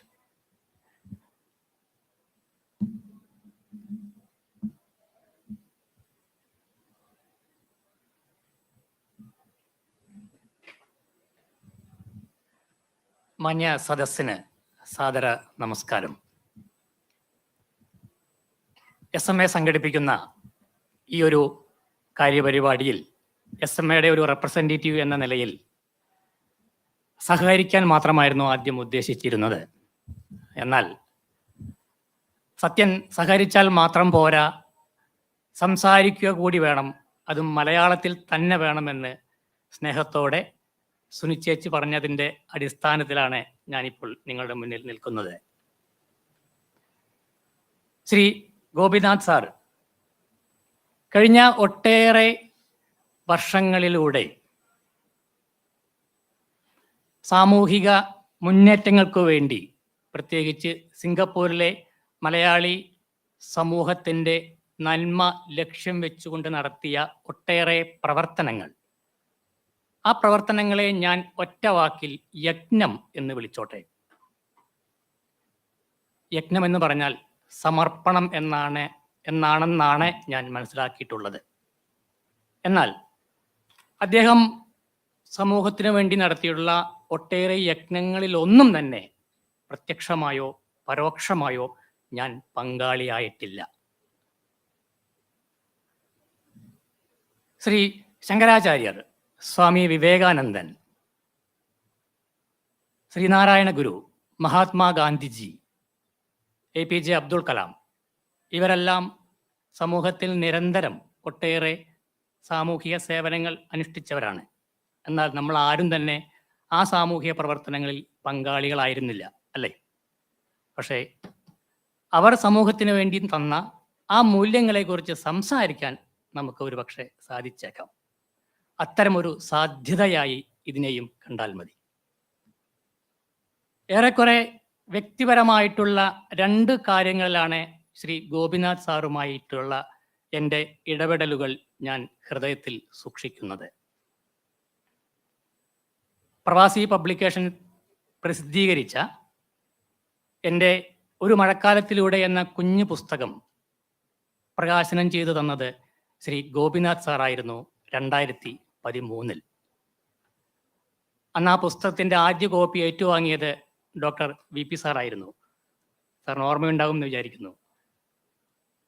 മറ്റൊരു ഇടപെടലുകൾ എനിക്ക് അദ്ദേഹവുമായി ചെയ്യാൻ ഭാഗ്യം ലഭിച്ചത് അതിൻ്റെ തൊട്ടടുത്ത വർഷം 2014 സിംഗപ്പൂരിൽ നിന്നുള്ള ആദ്യത്തെ ഓൺലൈൻ മാഗസിൻ ഇതളുകളുടെ 2ാം വാർഷിക ആഘോഷങ്ങൾ വുഡ്ലാൻഡ്സ് കമ്മ്യൂണിറ്റി സെൻറ്ററിൽ വെച്ച് നടത്തിയപ്പോൾ അതിൻ്റെ അധ്യക്ഷ സ്ഥാനം വഹിക്കാൻ സമ്മതം നൽകിയത് ശ്രീ ഗോപിനാഥ് സാറായിരുന്നു. അധ്യക്ഷ സ്ഥാനത്തേക്ക് വരേണ്ടതായിരുന്നു. നിർഭാഗ്യവശാൽ അവസാന നിമിഷം ചില ശാരീരിക ബുദ്ധിമുട്ടുകൾ കാരണം അദ്ദേഹത്തിന് ആ വാർഷിക ആഘോഷത്തിൽ പങ്കെടുക്കാൻ സാധിച്ചില്ല. പക്ഷേ അദ്ദേഹം എനിക്ക് ഒരു സന്ദേശം അയച്ചു തന്നിരുന്നു. ആ സന്ദേശത്തിൽ സിംഗപ്പൂരിലുള്ള മലയാളികളോട്, അല്ലെങ്കിൽ സിംഗപ്പൂരിലെ മലയാളികളെ ശ്രീ ഗോപിനാഥ് സാർ എത്രത്തോളം മനസ്സിലാക്കിയിട്ടുണ്ട്, എത്രത്തോളം സ്നേഹിക്കുന്നുണ്ട്, സിംഗപ്പൂർ മലയാളികളെ അദ്ദേഹം എത്ര കണ്ട് വിലമതിക്കുന്നുണ്ട്, ഒപ്പം സിംഗപ്പൂരിലെ വിവിധ കൂട്ടായ്മകളെ അദ്ദേഹം എത്രത്തോളം ചേർത്ത് നിർത്തിയിട്ടുണ്ട് എന്ന് പ്രതിഫലിക്കുന്ന വലിയൊരു സന്ദേശമായിരുന്നു അത് എന്ന് ഞാൻ ഈ അവസരത്തിൽ ഓർക്കുകയാണ്. അങ്ങനെ സമൂഹത്തിനു വേണ്ടി ഒട്ടേറെ നന്മകൾ ചെയ്ത, സേവനങ്ങൾ ചെയ്ത ഒരാൾ തൻ്റെ ജീവിത അനുഭവങ്ങൾ പുസ്തക രൂപത്തിലാക്കുമ്പോൾ തീർച്ചയായും ആ പുസ്തകം മറ്റ് പുസ്തകങ്ങളിൽ നിന്ന് വേറിട്ട് നിൽക്കും. തീർച്ച. More than the eye can see. ഈ പുസ്തകം ഞാൻ വായിച്ചിട്ടില്ല. പക്ഷേ ഈ പുസ്തകത്തിൻ്റെ ശീർഷകത്തിൽ നിന്നു തന്നെ അതിൻ്റെ ഉൾക്കാമ്പിൻ്റെ ശക്തിയും ആഴവും നമുക്ക് മനസ്സിലാക്കാൻ സാധിക്കും. More than the eye can see എന്ന് ഞാൻ വായിക്കുമ്പോൾ എനിക്ക് പെട്ടെന്ന് ഓർമ്മ വരുന്നത് കവി കടമ്മനിട്ടയുടെ ഒരു കവിതയാണ്, കോഴി എന്ന പേരിൽ. തള്ളക്കോഴി തൻ്റെ കോഴി കുഞ്ഞുങ്ങൾക്ക് ജീവിതത്തിൽ എന്തൊക്കെ ശ്രദ്ധിക്കണം, എന്തൊക്കെ ഭയക്കണം, എങ്ങനെ ജീവിക്കണം എന്ന് കോഴിക്കുഞ്ഞുങ്ങൾക്ക് പറഞ്ഞു കൊടുക്കുന്ന ഒരു കവിതയാണ്. വളരെ മനോഹരമായ ഒരു കവിതയാണത്. തീർച്ചയായും ഏതൊരമ്മയ്ക്കും അച്ഛനും തൻ്റെ മക്കൾക്ക് പറഞ്ഞു കൊടുക്കാൻ ഉതകുന്ന വലിയൊരു സന്ദേശം ആ കവിതയിലുണ്ട്. ആ കവിതയിലെ ഏതാനും വരികൾ ഇങ്ങനെയാണ്. കണ്ണു വേണമീരുപുറമെപ്പോഴും, കണ്ണു വേണമീരുപുറമെപ്പോഴും, കണ്ണു വേണം മുകളിലും താഴെയും, കണ്ണിലെപ്പോഴും കത്തിജ്വലിക്കുമുൾ കണ്ണു വേണമണയാത്ത കണ്ണ്. കണ്ണിലെപ്പോഴും കത്തിജ്വലിക്കുന്ന ഉൾക്കണ്ണ് വേണം, അണയാത്ത ഒരു കണ്ണ് എന്ന് കവി ഇവിടെ ഉദ്ദേശിച്ചത് തീർച്ചയായും നമുക്ക് ഏവർക്കും വേണ്ട ഉൾക്കാഴ്ചയാണ്. ഇവിടെ more than the eye can see എന്ന് പറയുമ്പോൾ ശ്രീ ഗോപിനാഥ് സാർ അദ്ദേഹത്തിൻ്റെ ജീവിത വീക്ഷണങ്ങളോടുള്ള, സാമൂഹിക ധർമ്മങ്ങളോടുള്ള, സേവനങ്ങളോടുള്ള അദ്ദേഹത്തിൻ്റെ ഉൾക്കാഴ്ച തന്നെയല്ലേ? ഈ ഉൾക്കാഴ്ച നമ്മുടെ മുത്തശ്ശന്മാരും മുത്തശ്ശിമാരും നമ്മളോട് എന്നും പറഞ്ഞിട്ടുള്ള കാര്യമാണ്. കണ്ണുണ്ടായാൽ പോരാ, കാണാൻ സാധിക്കണം. More than the eye can see പറയുന്നതും ഒരുപക്ഷെ അത് തന്നെയായിരിക്കാം.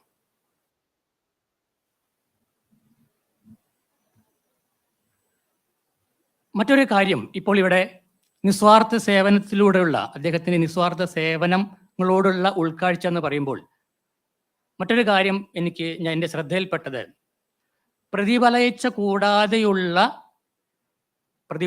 കൂടാതെ പ്രവർത്തിക്കുന്നവർക്ക് മാത്രമേ സേവന രംഗത്ത് ഇത്രയേറെ വർഷങ്ങൾ പിടിച്ചു നിൽക്കാൻ സാധിക്കുകയുള്ളൂ എന്ന് ഞാൻ വിശ്വസിക്കുന്നു. കർമ്മണ്യേവാധികാരസ്ഥൈ മാ ഫലേഷു കദാചന മാ കർമ്മഫലഹേതുർഭൂർമാ തേ സാംഗത്വ കർമ്മണി എന്ന് ഗീതാശാസ്ത്രം നമ്മെ പഠിപ്പിക്കുമ്പോഴും ഓർമ്മിപ്പിക്കുമ്പോഴും സ്വാഭാവികമായി നമുക്ക് ഒരു മനസ്സിലൊരു ചോദ്യം വരാം. ജീവിതകാലം മുഴുവൻ ഇങ്ങനെ സമൂഹത്തിന് വേണ്ടിയിട്ട് ഫലേച്ഛയൊന്നുമില്ലാതെ ജീവിക്കുന്നവർക്ക് സത്യത്തിൽ എന്താണ് അവർക്ക് നേടാൻ കഴിയുന്നത്? അതിന് സുപ്രീം ബുദ്ധൻ്റെ ധർമ്മപദത്തിൽ ഉത്തരം പറയുന്നുണ്ട്. ധർമ്മപദത്തിൽ ശ്രീ ബുദ്ധൻ പറയുന്നു, അങ്ങനെ ജീവിക്കുന്നവരാണ് ജീവിതത്തിൽ ശാശ്വതമായ ശാന്തിയും സമാധാനവും കൈവരിക്കുന്നത്. കാലം മുന്നോട്ട് പോകുമ്പോൾ നാളുകളിൽ തീർച്ചയായും സിംഗപ്പൂരിലെ മലയാളി സമൂഹത്തിന് മറ്റൊരു ഗോപിനാഥ് സാറിന് അല്ലെങ്കിൽ മറ്റൊരു കുമാരേട്ടനെ പോലെയുള്ള ആളുകളെ ആവശ്യമാണ്. പുതിയ തലമുറയിലുള്ള, വരും തലമുറയിലുള്ള സമൂഹത്തിന് വേണ്ടി നന്മ കാഴ്ചവെക്കാൻ സന്നദ്ധരായ യുവതി യുവാക്കൾക്ക് തീർച്ചയായും more than the eye can see എന്ന ഈ പുസ്തകം ഒരു വഴികാട്ടിയും വഴിവിളക്കുമാവുമെന്ന് നമുക്ക് പ്രത്യാശിക്കാം. More than the eye can see ലോകമെമ്പാടുമുള്ള ആളുകൾ വായിക്കപ്പെടട്ടെ, ഒരുപാട് ചർച്ചകൾ ചെയ്യപ്പെടട്ടെ, വരുന്ന തലമുറയ്ക്ക് വലിയൊരു മുതൽക്കൂട്ടാവട്ടെ എന്ന് ആശംസിക്കുന്നതോടൊപ്പം, ശരീരമാദ്യം ഗലുധർമ്മ സാധനം എന്നാണല്ലോ പറഞ്ഞിരിക്കുന്നത്. അതിനാൽ അതായത് ആരോഗ്യമുള്ള ശരീരമുണ്ടെങ്കിൽ മാത്രമാണ് സാമൂഹിക സേവനങ്ങൾ നമുക്ക് ചെയ്യാൻ സാധിക്കുള്ളൂ. ശരീരം സൂക്ഷിക്കേണ്ടതാണ് ആദ്യം വേണ്ടത്. ഇവിടെ ഒരുപാട് ജീവിത വീക്ഷണങ്ങളുള്ള, ഒരുപാട് ജീവിത അനുഭവ സമ്പത്തുള്ള, ഇപ്പോഴും പുതിയൊരു പ്രസ്ഥാനം സാമൂഹിക സേവനത്തിന് മുൻനിർത്തിക്കൊണ്ട് ഒരു പ്രസ്ഥാനം മുന്നോട്ട് വരികയാണെങ്കിൽ തീർച്ചയായും അതിനും ചുക്കാൻ പിടിക്കാൻ സന്നദ്ധനായ ശ്രീ ഗോപിനാഥ് സാറിൻ്റെ ആരോഗ്യത്തിന് വേണ്ടി പ്രാർത്ഥിക്കുക എന്നത് നമ്മൾ ഓരോരുത്തരുടെയും കടമയാവുന്നു. അത്തരത്തിലുള്ള ഒരു പ്രാർത്ഥനയോടെ നിർത്തുന്നു. നന്ദി, നമസ്കാരം.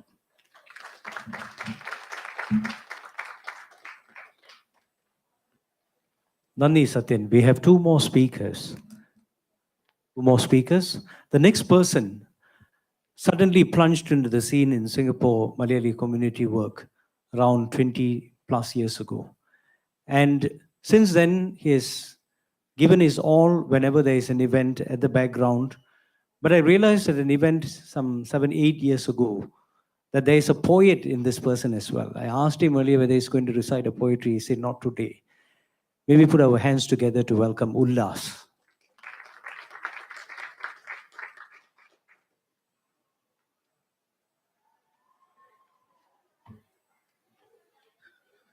നമസ്കാരം, വിശിഷ്ടാതിഥികളെ, സുഹൃത്തുക്കളെ. സാധാരണ എൻ്റെ സ്ഥാനം ചായയ്ക്കും നിങ്ങൾക്കിടയിലാണ്. ഇന്നൊരല്പം ഇമ്പ്രൂവ്മെൻ്റ് ഉണ്ട്, ഒരു സ്ഥാനം മുന്നിലാണ്. എൻ്റെ ഈ ചെറിയ പ്രസംഗം പുസ്തകത്തെ പറ്റിയല്ല, അദ്ദേഹത്തോട് നടത്തിയിരിക്കുന്ന ആശയവിനിമയങ്ങളുടെ അടിസ്ഥാനത്തിലാണ്. വെറും 3 കാര്യങ്ങളാണ് എനിക്ക് നിങ്ങളോട് പറയാനുള്ളത്. വളരെ എളുപ്പത്തിൽ തീർക്കാം. ഒന്നാമത്തേത്, ശ്രീ ഗോപിനാഥ് പിള്ള അദ്ദേഹം മലയാളികൾക്കായി ഇവിടെ ഒന്നും ചെയ്തിട്ടില്ല എന്ന് പറയാനാണ് ഞാൻ ഉദ്ദേശിക്കുന്നത്. ഒന്നുകൂടി മാറ്റി പറഞ്ഞാൽ, മലയാളികൾക്ക് മാത്രമായി അദ്ദേഹം ഇവിടെ ഒന്നും ചെയ്തിട്ടില്ല.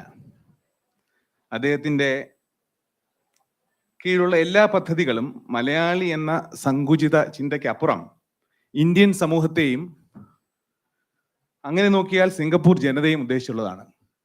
അദ്ദേഹത്തിൻ്റെ കമ്പ്യൂട്ടർവൽക്കരണ പരിപാടിയാണെങ്കിലും നാഷണൽ യൂണിവേഴ്സിറ്റി മുഖാന്തരമുള്ള സ്കോളർഷിപ്പ് പരിപാടിയാണെങ്കിലും മലയാളികളാണ് അതിൽ മുൻകൈ എടുത്തിരിക്കുന്നത് എന്നതൊഴിച്ചു കഴിഞ്ഞാൽ അതിലെ പ്രായോജകരും അതിലേക്ക് സംഭാവനകൾ നൽകിയിരിക്കുന്നവരും എന്നാൽ അതിൻ്റെ ഗുണഭോക്താക്കളായിരിക്കുന്നവരും മലയാളികളല്ല, അത് സിംഗപ്പൂർ സമൂഹം മൊത്തത്തിലാണ്. അങ്ങനെ പ്രബുദ്ധനും അഭിമാനിയുമായ ഒരു മലയാളി ആയിരിക്കെ തന്നെ ലോകമേ തറവാട് താൻ എന്ന രീതിയിൽ ദേശീയവും അതിനപ്പുറവുമുള്ള ഒരു മാനവികത ഉയർത്തിപ്പിടിക്കുന്നത് അദ്ദേഹത്തിൻ്റെ ഒരു ബലഹീനതയാണ് എന്ന് നാം വിചാരിക്കുന്നു. രണ്ടാമത്, മലയാള ഭാഷയെപ്പറ്റി, മലയാള ഭാഷയോട് അദ്ദേഹത്തിൻ്റെ സ്നേഹം എല്ലാവരും കുറച്ചു മുന്നേ പറഞ്ഞിരുന്നു. എന്നാലും അദ്ദേഹവുമായുള്ള ഇൻട്രാക്ഷനിൽ നമുക്ക് മനസ്സിലാക്കാൻ കഴിയുന്നത് മലയാളികളായ എല്ലാവരും മലയാളം പഠിച്ച് സർവജ്ഞപീഠം കയറണം എന്ന് അദ്ദേഹം ഉദ്ദേശിക്കുന്നില്ല. നേരെ മറിച്ച് മലയാളികൾ എല്ലാവരും തന്നെ ചൈനീസ്, മലയ് മുതലായ ഭാഷകൾ പഠിച്ച് സിംഗപ്പൂരിനോട് താതാത്മ്യം പ്രാപിക്കുകയും ചെയ്യണം എന്ന് ആഗ്രഹിച്ചു. അസോസിയേഷൻ വളരെ ശക്തമായ രീതിയിൽ ചൈനീസ് ക്ലാസുകൾ നടത്തണമെന്ന് അല്പം അദ്ദേഹം ഉണ്ട്. സിംഗപ്പൂരിന്റെ വിദൂര ഭാവിക്ക് വെല്ലുവിളിയായി അദ്ദേഹം കാണുന്നത് വംശീയമായി വേർപാൽ പോകുന്ന ഒരു രാജ്യത്തെയാണ്. അത്തരത്തിലുള്ള വെല്ലുവിളികൾ ഒഴിവാക്കാനായി ന്യൂനപക്ഷ സമുദായങ്ങളെല്ലാം ഭൂരിപക്ഷ വംശങ്ങളോട് ചേർന്ന് പ്രവർത്തിക്കണം എന്നാണ് അദ്ദേഹത്തിൽ നിന്ന് നമുക്ക് മനസ്സിലാക്കാൻ കഴിഞ്ഞിട്ടുള്ളത്. നമ്മുടെ വേരുകൾ ഉറപ്പിച്ചു നിൽക്കാൻ ശ്രമിക്കുന്നതോടൊപ്പം തന്നെ തണ്ടിനെയും ഇലകളെയും സംരക്ഷിക്കേണ്ടതിൻ്റെ ആവശ്യകതയും ഭാവിയിൽ ഉണ്ടാകുന്ന പൂവിനെയും കായ്കളെയും പരിരക്ഷിക്കേണ്ടതിൻ്റെ ആവശ്യകതയും അദ്ദേഹം നമുക്ക് പറഞ്ഞു തരുന്നു. മലയാളി എന്തായാലും ചൈനീസ് പഠിച്ചിരിക്കണം എന്നത് വളരെ വിരോധാഭാസമായി തോന്നാമെങ്കിലും എത്രയും ലളിതമായ ഒരു ആശ്രയമാണ്, ഒരു പ്രായോഗിക ആശയമാണ് അദ്ദേഹം മുന്നോക്കി വച്ചിരിക്കുന്നത്. മൂന്നാമത്തേത് വളരെ സിമ്പിളായിട്ട്, ഒരു നല്ല മലയാളിക്ക് വേണ്ട യാതൊരു ഗുണങ്ങളും ഇല്ലാത്ത ആളാണ് ശ്രീ ഗോപിനാഥ് പിള്ള എന്നുകൂടി എനിക്ക് പറയേണ്ടി വരും. ഉദാഹരണമായി, ഇപ്പൊ നമ്മൾ ഇന്ന് 2:30 മീറ്റിംഗ് വെച്ചു. ഒരു 2:45 3 മണിക്കോ ഈ മീറ്റിംഗ് തുടങ്ങുക എന്നുള്ളത് നമ്മുടെ ഒരു ജന്മാവകാശമാണ്. ഗോപിനാഥ് പിള്ള അദ്ദേഹം ഒരു 2:25 തന്നെ ഇവിടെ തയ്യാറായി വരും. അദ്ദേഹം വീട്ടിലാണെങ്കിൽ 2:25 തന്നെ ഗേറ്റിൽ വന്ന് നിന്ന് എത്തിയിട്ടുണ്ടോ എന്ന് നോക്കും. അത്തരത്തിലുള്ള സമയനിഷ്ഠ കാണിക്കുന്നത് തികച്ചും അപലപനീയമാണ് എന്നാണ് എൻ്റെ അഭിപ്രായം. അതിനോട് തന്നെ പറയേണ്ട മറ്റൊരു കാര്യം ഒത്തൊരുമയാണ്. ഏകദേശം ഒരു 25,000 ആൾക്കാരെ ഉള്ളൂ എങ്കിലും 25-30 ശാഖകളായി പിരിഞ്ഞു നിൽക്കുന്ന ഒരു പടർന്നു നിൽക്കുന്ന ഒരു വലിയ മരമാണ് സിംഗപ്പൂരിലെ മലയാള മരം. ഇതിലെ ഏത് ശാഖയുടെയും അമരത്ത് അദ്ദേഹത്തിന് വളരെ അനായാസം എത്ര കാലം വേണമെങ്കിലും ഇരിക്കാമായിരുന്നു. എന്നാൽ ഈ മലയാളത്തിന് കരുത്തേകുന്ന ഒരു സൂര്യനായോ ഒരു മഴയായോ ഒരു കാറ്റായോ മാത്രമാണ് അദ്ദേഹം ശ്രമിച്ചത്. ജന്മനായുള്ള കസേരയോടുള്ള അഭിനിവേശം ഇല്ലായ്മ അദ്ദേഹം വെളിപ്പെടുത്തിക്കൊണ്ടിരിക്കുന്നു. കസേരകൾ അദ്ദേഹത്തെ തേടിയെത്തിക്കൊണ്ടേയിരിക്കും. സമയമില്ലാത്ത വിധ ഒരു അർത്ഥതയും വൈകാരികതയും സത്യസന്ധതയും നിലനിർത്തുക എന്നത് വലിയൊരു കാര്യമാണ്. ശ്രീ ഗോപിനാഥ പിള്ള മനോഹരമായി തന്നെ നിലനിർത്തുന്നു.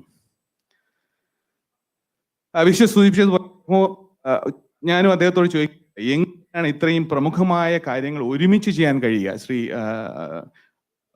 അദ്ദേഹവും അത് പറയുകയുണ്ടായി. അദ്ദേഹം നൽകിയ ഉത്തരം, leaders should not get themselves entangled in the details. Fill yourselves with people capable more than you are and trust them. എന്നാണ് അദ്ദേഹം നൽകിയ ഒരു മറുപടി. എന്തൊരു ഒരു ഒരു പ്രത്യേകതയുള്ള ഉത്തരമാണ് എന്ന് നമുക്ക് ആലോചിക്കാം. പുസ്തകത്തിലുടനീളം നിറഞ്ഞു നിൽക്കുന്ന ശ്രീമതി ശ്യാമളയുടെ സാന്നിധ്യം നമ്മൾ ശരിക്കും ശ്രദ്ധിക്കണം.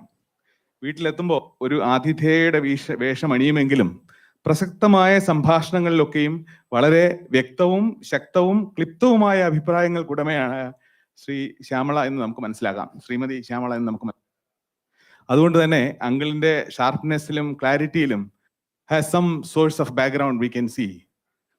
Now we know he has to practice with someone, and if Serena Williams daily practices with Venus, nobody can beat her, right? Something like that. അദ്ദേഹത്തോട് ആശയവിനിമയം നടത്തിയ എല്ലാവരും അദ്ദേഹത്തിന്റെ എളിമയും ലാളിത്യവും വാത്സല്യവും മലയാള ഭാഷാ വൈദഗ്ധ്യവും വാക്ചാരുതയും എന്നെന്നും മനസ്സിൽ കാത്തു സൂക്ഷിക്കും എന്നതിൽ സംശയമില്ല. അദ്ദേഹത്തിന് ദീർഘായുസ്സും ആരോഗ്യവും നേരുകയാണ്.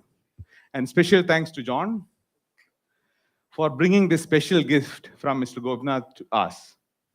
It's wonderfully written with a great flow. It is very easy to read and with very intricate details. I shall finish with a quote from this book, which probably shows his diminishing faith in astrology. Astrology has been referred many times in this book. Quote, "The fault, dear Brutus, is not in our stars." ബ്രൂട്ടസേ, വിധിയിലല്ല കാര്യം എന്ന് ഞാൻ മലയാളത്തിൽ തർജ്ജമ ചെയ്യുന്നു.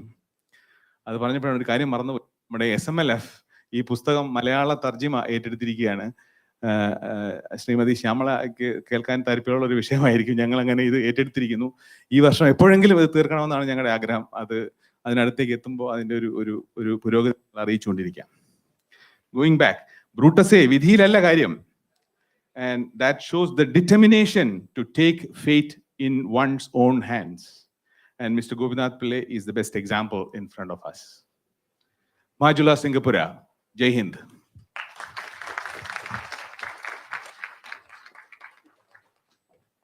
Thank you, Ullas. I'll just change the mic, if it is the mic which is the problem. We have just one more person. Ullas mentioned him, the author behind the book. He has traveled with Mr. Pillai in this journey in writing the book, and he's got many insights, not about the facts alone, but the feelings he had at those poignant points. My pleasure now to invite John Water, and I've checked the pronunciation, John Water.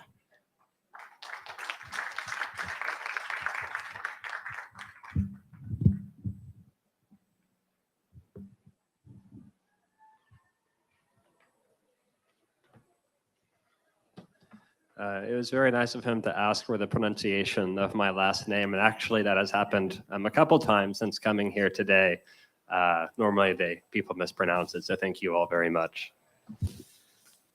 So I would like to begin first by thanking all the speakers for reading the book so attentively and affectionately, and for the manner of insights which they have shared through their personal friendships and professional partnerships with Mr. Pillai on his life and various specific episodes pertaining to the Malayalee community, which they have brightly touched upon from his collection of memoirs.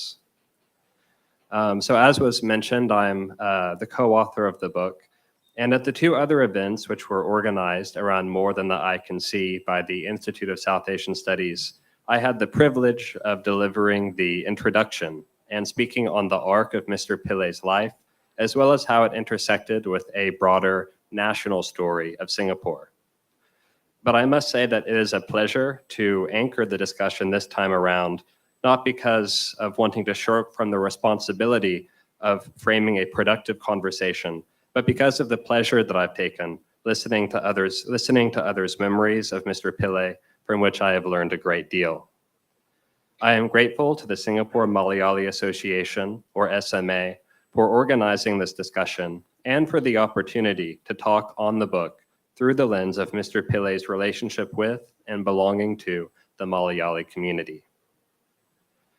I'm also a translator from Hindi, and in preparing my notes on this theme, one word which kept coming to mind when framing my thinking on Mr. Pillai's relationship with the community is the word apnapa. So I came across this word one day, roughly 4 years ago, when translating a short story for a magazine. And I imagine many in the audience know some Hindi in addition to Malayalee, so they might know the meaning of this word already. When I had entered it into the online Shabdakosh dictionary, I got words like affinity, self-respect, oneness, intimacy, and kinship. When I did it in the old-fashioned way of thumbing through the Oxford Hindi to English dictionary, Apnapa will redirect you to Apnapan, from which you get the same definitions that I had previously described. But for once, I thought Google Translate did a better job in its slightly clunky, literalistic translation of Apnapa, one's own, which I felt got closer to the special resonance which the word had intimated to me, the sense of something, a place or a person, being one's own. I like the word because it suggests a constitutive element. If something is said to be one's own, you could also say that it is a part of you, that it belongs to you. An individual can have a feeling of apnapa, or close intimacy, for a community, and a community likewise can have a feeling of apnapa when one of its members does good and goes on to achieve significant things. The Malayalee community, I would imagine, must be rightfully proud of Mr. Pillai's achievements, much in the same way that he would speak with a sense of personal pride about the significant initiatives of the Malayalee community, which they had undertaken, especially in terms of the magnitude of the support for the underprivileged that it has been able to provide relative to its size. And I remember now some lines from the keynote address, which is that credibility and being relevant where it matters are very important. So if I spoke Malayali, I might have chosen different words, but I suppose an equivalent readily at hand would be the title of the Malayalam newspaper started by Mr. Pillai's father, K.S. Pillai, Kerala Bandhu. In the book, Mr. Pillai translates this as relative of Kerala. Another word in the general vicinity of Bandhu in the dictionary includes bandan, the idea of being tied to or bound to something. As the stories of the speakers thus far have made clear, Mr. Pillai, throughout his life, had a special bond to Kerala and the Malayali community, and cultural ties to a family whose culture and place of origin informed his attitude towards the world. Mr. Pillai held leadership positions in many Indian and South Asian diaspora-related organizations. Along with the Hindu Advisory Board and the Indian Heritage Center, he also prominently lists being a senior advisor to the Singapore Malayali Association. The latter part of the book, chapters 22, 23, and 24 in particular, in those sections, he focuses his attention on the good work that the various South Asia-related organizations were accomplishing. Together with the significant contributions of these organizations, we structured the latter portion of the book to explore how Mr. Pillai relates himself to his cultural heritage more broadly. He candidly told me that he did not see his Singaporean and Malayali identities as being mutually exclusive. So I may, at this juncture, go one step further in the context of the discussion today to conjecture that not only did he view them as not being mutually exclusive, but they were perhaps actually mutually constitutive of one another. In the same way that being Malayali is part of Mr. Pillai's identity, the Malayalis, through their active involvement and social work in the SMA and other organizations, have constituted important threads of the social warp and weft of Singapore. Mr. Pillai recounts a specific episode in chapter 22, in which the Indian communities collectively honored Mr. Lee Kuan Yew in 1992 and paid tribute to his legacy of multiracialism and meritocracy. The book that was gifted to him on this occasion comprised articles composed in multiple Indian languages. The book was titled A Place in the Sun. This poetically evocative title spotlighted the ideals which Mr. Lee Kuan Yew had established in Singapore and which Mr. Pillai also deeply respected. That everyone should have their seat at the table and that all communities, if they were prepared to lift up their sleeves and do the hard work, would find their place in the sun. Mr. Pillai states at the beginning of his section, Social Work with the Community in chapter 23, a section that he had already had in mind to write about for when we first started planning the book involving the Malayali community, that he had always approached the Indian community from these twin perspectives, saying that both he and the community had directly benefited from them. More than the eye can see is Mr. Pillai's personal story, but it could also be called a Malayali story, as it also traces the history of his extended family, as well as his nuclear family in Singapore. There is much, I think, in this book that will be of historic interest to the Malayalee readership, as Mr. Pillai was such a stalwart of the community and leader. He documents in his first chapter how Malayalis have been coming to Singapore since the 20th century on the lookout for jobs, and he cites research from Ona Paharam, a publication of the Singapore Malayali Association, so as to detail the professional capacities in which they initially arrived: teachers, plantation workers, and clerks at the British naval base in Seletar. Later in the book, when he looks back at that early wave of Indian immigrants to Singapore, a quality that seems to have stuck out in his mind regarding his parents' generation, which he remarks upon, was their desire to embark on better lives through hard work, and their willingness to do that hard work.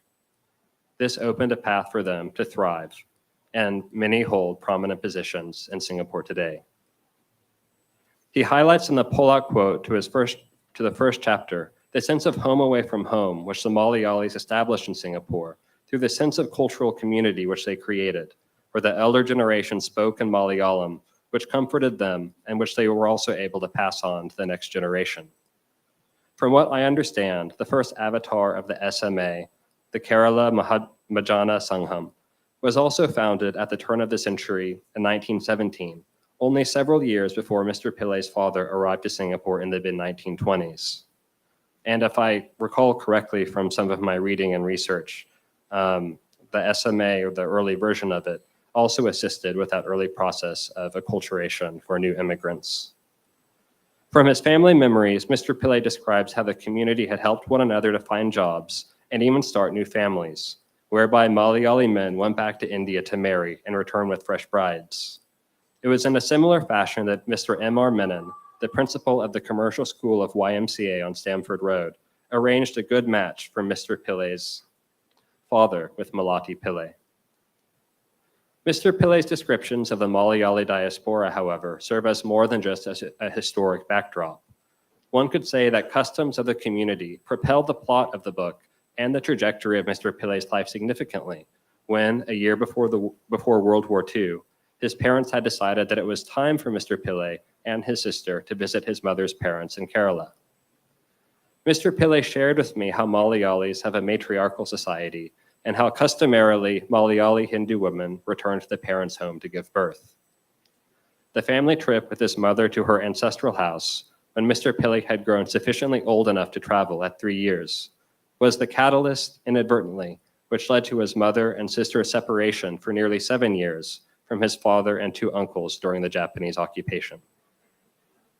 From the ages of 3 to 10, Mr. Pillai spent his boyhood years in the paddy fields of his grandfather's estate in Kerala, who was a local landowner at that time. These early years in Kerala had a formative influence. Despite the war unfolding abroad, he reported that being in nature, surrounded by animals, felt indulgent like a holiday, and separately related to me how thrilled he was with the tutor situation, who would come to the house to teach, rather than him having to go to formal school, as in other contexts he might normally have done.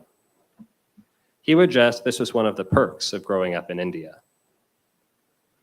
Before the onset of the COVID-19 pandemic, I understand that Mr. Pillai would often go back to his family's home, state of Kerala, to visit with family and relatives.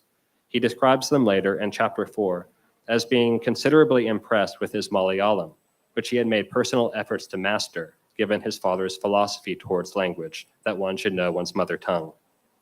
One other line that I had excavated from my notebooks and old files, which he had shared with me offhandedly, was, "There is nothing like going back to your roots." Elsewhere in the book, he also speaks to the special way he has of relating to his roots and ancestral tradition. This is most often seen through anecdotal stories that he shares on lessons which he learned from his mother and father. In the writing of the book, I could tell his childhood experiences in Kerala continued to fascinate him. Though he only alluded to certain cultural items in passing when he had initially outlined his time in Kerala to me, I often prodded him to say more. Maybe because I am an outsider to the community, he was, out of consideration and politeness to me, a bit diffident at first about going into too much detail. But one of the benefits of having a co-author is being able to have someone else help to hone in on those aspects that are interesting. And I enjoyed watching him perk up with delight when I asked him to speak more on, for instance, Pambumkav, the snake sanctuaries, or the role of snake worship in Hinduism. Other items of cultural specificity might include a description of the Padipura or gatehouse, through which the paddy field stretched as far as his young and keen eyes could see. And finally, there was a story he was fond of telling about the ritual called Mashi, part of the practice of mantra vadan, which he compared to black magic in rural Kerala, whereby, through the help of two mediums, he and his family were able to ascertain the well-being of his father and two uncles in Singapore. In his free time, I think that Mr. Pillai also just naturally enjoyed researching cultural practices of Kerala like these. And it is perhaps therefore fitting that many years after his exposure as a boy to some of Kerala's customs, he would be nominated to be the chairman of the Content and Concept Committee at the Indian Heritage Center, where his interests in culture also had room to expand and encompass other parts of India. Where belonging, Apnapa, is tied to a place, it is also tied to a language of the language of one's community and family relationships. The book went through multiple rounds of revision, in which Mr. Pillai and I reviewed rough drafts of the text together. The family was also very closely involved in the editing process and offered many invaluable suggestions. From my background as a translator, I found many of the changes we made intriguing. In the episode with the mediums, for instance, when Mr. Pillai's sister had reported that she could see an image of her father appear from the ink on her hand, he had originally told me that she had exclaimed, "Papa is here, Papa is here." But as we went over the text, Mr. Pillai wanted me to change the word to achan. Similarly, later, we described the mediums wearing veshti rather than just sarongs. And as we worked with the family in the final editing stages, we decided to change the way his two uncles are referred to in the text, from simply Uncle Uni, Uncle Rameshan, to Uni Mama or Ramesha Mama. There are other instances where Mr. Pillai spoke of the Malayalee community more directly. I believe the anecdote has been shared of the Onam celebration dinner in which Deputy Prime Minister Lee Hsien Loong was invited as the chief guest. And in pondering with the community over what could be done to honor his attendance, he states that he felt that as Keralites had a keen interest in education, we should also do something in modern education and training. And this subsequently led to the initiative to set up the IT Services Cooperative to put computers in the homes of the lower income group in Singapore Indian community. The value which the Malayali community places on education appears in various contexts in the book. And in our conversations together, Mr. Pillai had remarked on how the Keralites spent a lot of time making sure that their children were better educated than they were. The theme of quality education amongst the Malayalis, for example, appears when he had first entered into St. Andrews, and the Australian principal at that time, on looking at his report card, had made a remark to the effect that he had noticed that children from Kerala were very good at their studies. It also appears in Malathi Pillai's encouragement of him to continue on with his university education and higher studies, and possibly in his own consideration about doing a PhD before his life took a different turn. More compelling to me still were the different ways in which he thought about the different roles of education. This could be a separate presentation in and of itself, and I'd like to end soon so we can talk amongst ourselves. But one line which always stood out to me, inspired in part by his youngest uncle, was that a degree is not as important as an education, which he defines as learning that which would be of value to others. At that time, he had a sense of moral obligation to those who were struggling. Education, in that context, was seen as a practical way of extending support. And from what I understand from my readings about SMA and the types of initiatives it has been involved in, such as raising $500,000 in bursary for needy students through NUS, this value of education, not only in its intrinsic worth in terms of art and culture, but rather in terms of leveling the playing field, is also shared amongst the Malayali community as well.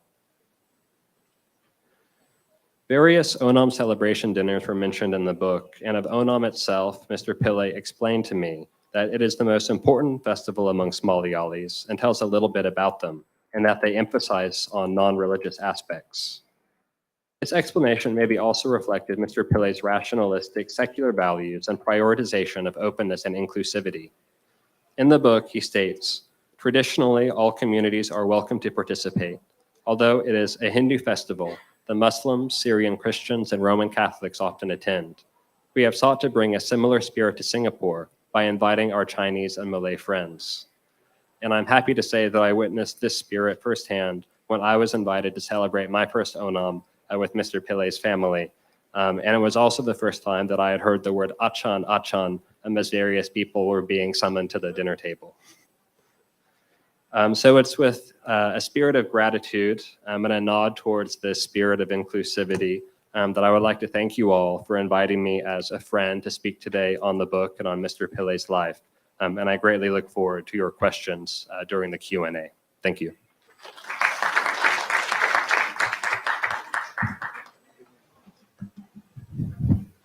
We were meant to have a Q&A, but we're going to skip that in view of time. We had planned this to be a 1.5 hour session, and it's gone to past 2 hours already. So what we can do is we will move on to the next stage, and we will have a short reception outside. So John Water will be there, and those of you who have questions about the journey that he had traveled with Mr. Pillai in writing this book, you can have those questions to him at that stage. So I invite now Sunu, Vice President of Singapore Malayalee Association, and John back on stage. With all your warmth and hands coming together, we would like to present a token of appreciation to Mr. Water.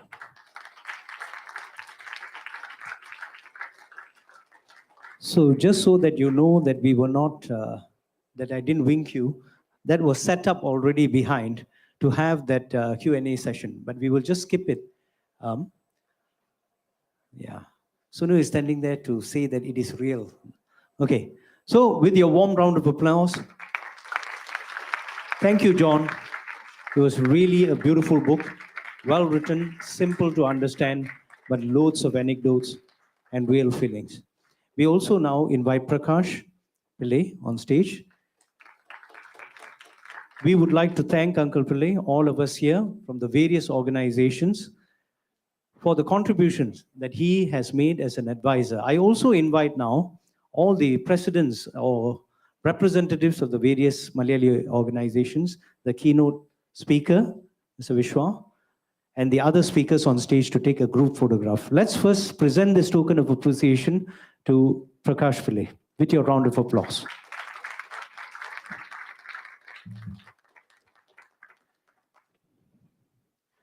Now, with all of them there, can I invite Vishwa, Chandra, and the other speakers as well, and the representatives from the other organization on stage for a group photograph?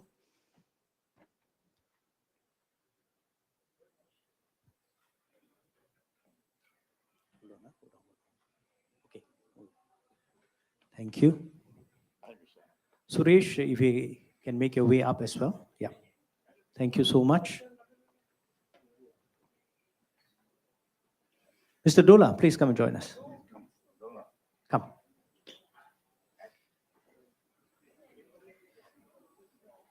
Can I have Sudhir from Naval Base Kerala Library to come and join as well? Okay, yeah. If I missed out any of the other organizations, if you are here as representatives, please come. It's a big group. But you know, this photograph is very special because it captures all of us as Malayalis thanking Mr. Pillai for his contributions. Thank you.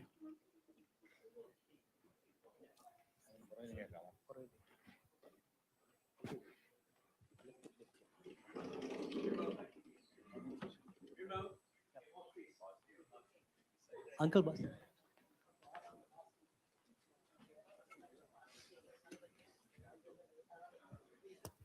Okay, so, you know, I always say this. We wanted Uncle Basi to come up, but, you know, it was requested that he can't come up.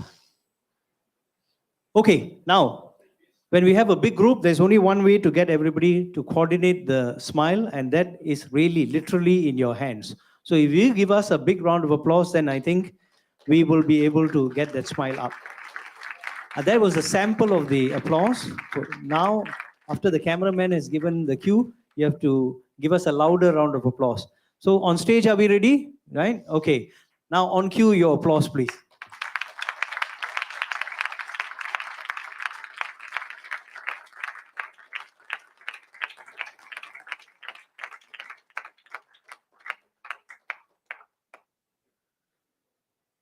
Thank you so much. Now, as everyone makes their way down, I'll hand the mic over to Prakash to say a few words on behalf of the family.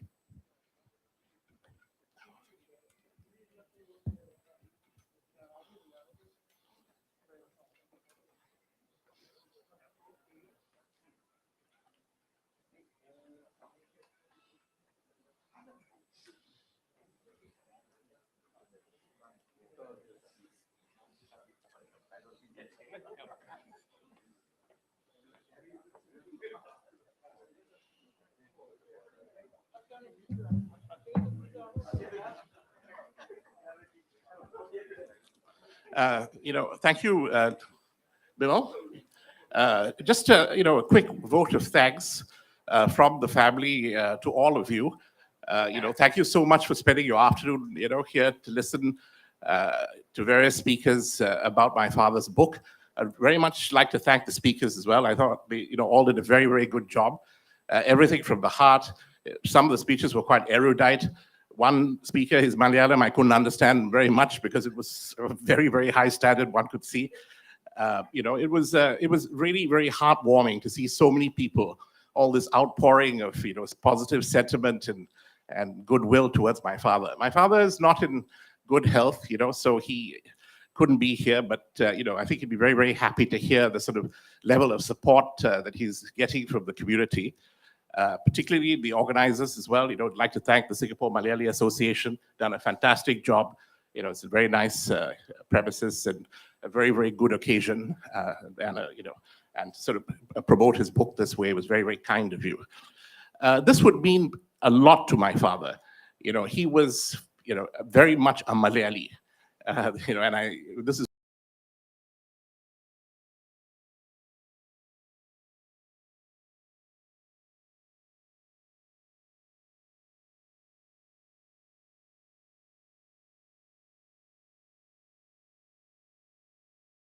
was his identity as a Malayali. I think that was at the core of everything. I think John described it very well. It informed, everything he did. It was the prism through which he saw his life.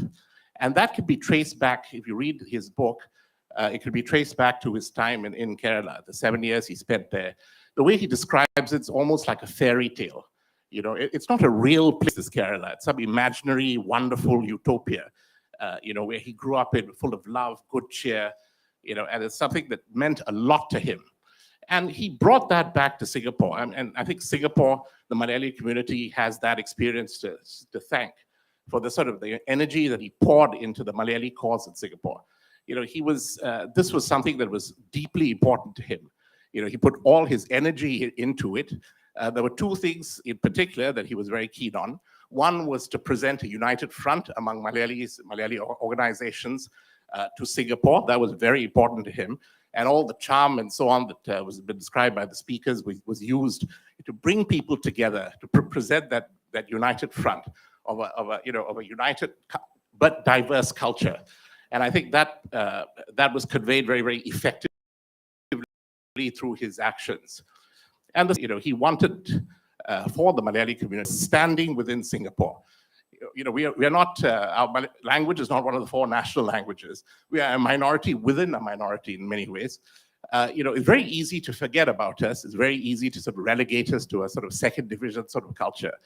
But he wanted the Malayali culture community to stand alongside everybody else, to be regarded as important in Singapore. And he pushed that cause relentlessly.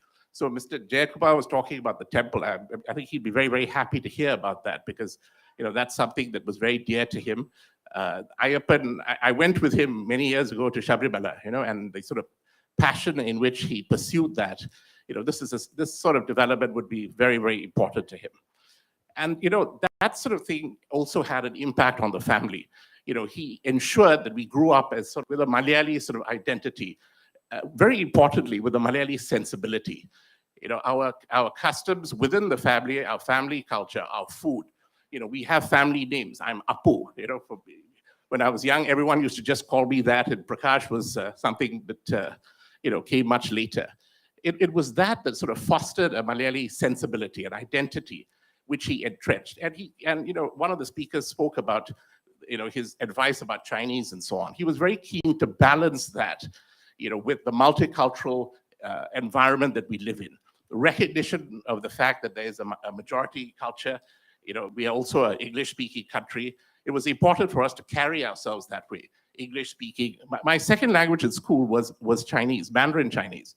And that was because of my father and my mother, who sort of pushed it, made me do that. But at the same time, ensured that I retained a Malayali sort of sensibility. And, and just looking at him by example, my father, the way he was able to balance these multiple identities is something that I was seeking to emulate, because no matter in life, no matter which way the ball spins, if you play your shots in your own cultural style, and the power and effectiveness in which he was able to do that was a shining example for me, and I'm sure for many others as well. So that was my father, and that's why an event like this, I think, would be supremely important to him. This is something that he would hold very dear. So I'll end where I started, which is to thank everyone, for this wonderful occasion, and enjoy the reception to follow. And please ask John a lot of questions, because he's very well informed about what my father was up to all these years. Thank you so much, ladies and gentlemen. Thank you, Prakash. So with that, we have come to sort of the end of this part of the event. And as Prakash had mentioned, there's a reception outside, and we hope that there will be a lot more sharing and questioning. Now, I just want to touch on 2 points before we end the session. Prakash just spoke about it. Some of the speakers spoke about it. Mr. Pillai was a very, very proud Malayali. Many in the Tamil community do not know that I'm a Malayali. So they share quite vividly their thoughts. One very senior community leader was speaking about Mr. Pillai.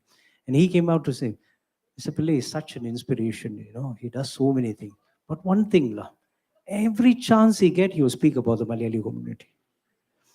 That was him. He was very spirited, and not only that, whether it's an organization like some of them have shared, whether it's an individual, as long as you step up to do something for the community, small or big doesn't matter, and he knows about it, he will appear and he will bless and he will inspire.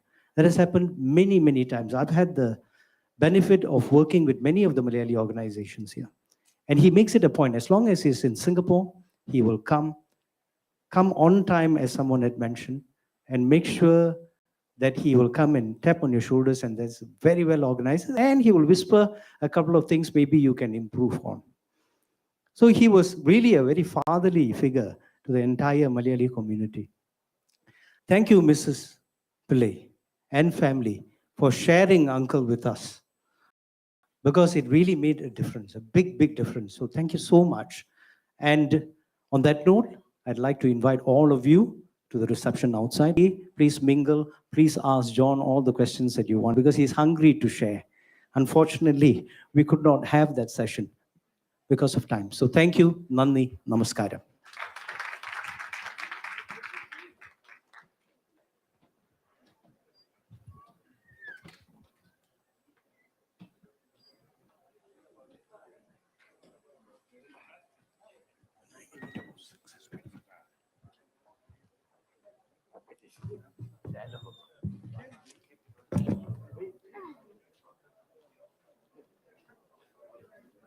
Just as you are leaving, just open up your ears. Nadaga Mela by Singapore Malayalee Association, the still is up, will be held 25th, this coming weekend, from 6:20 onwards. Nadaga Mela by the Singapore Malayalee Association, right? There are few dramas. Please come and enjoy the dramas as well. Thank you so much. Reception just on the right-hand side. Namaskaram again.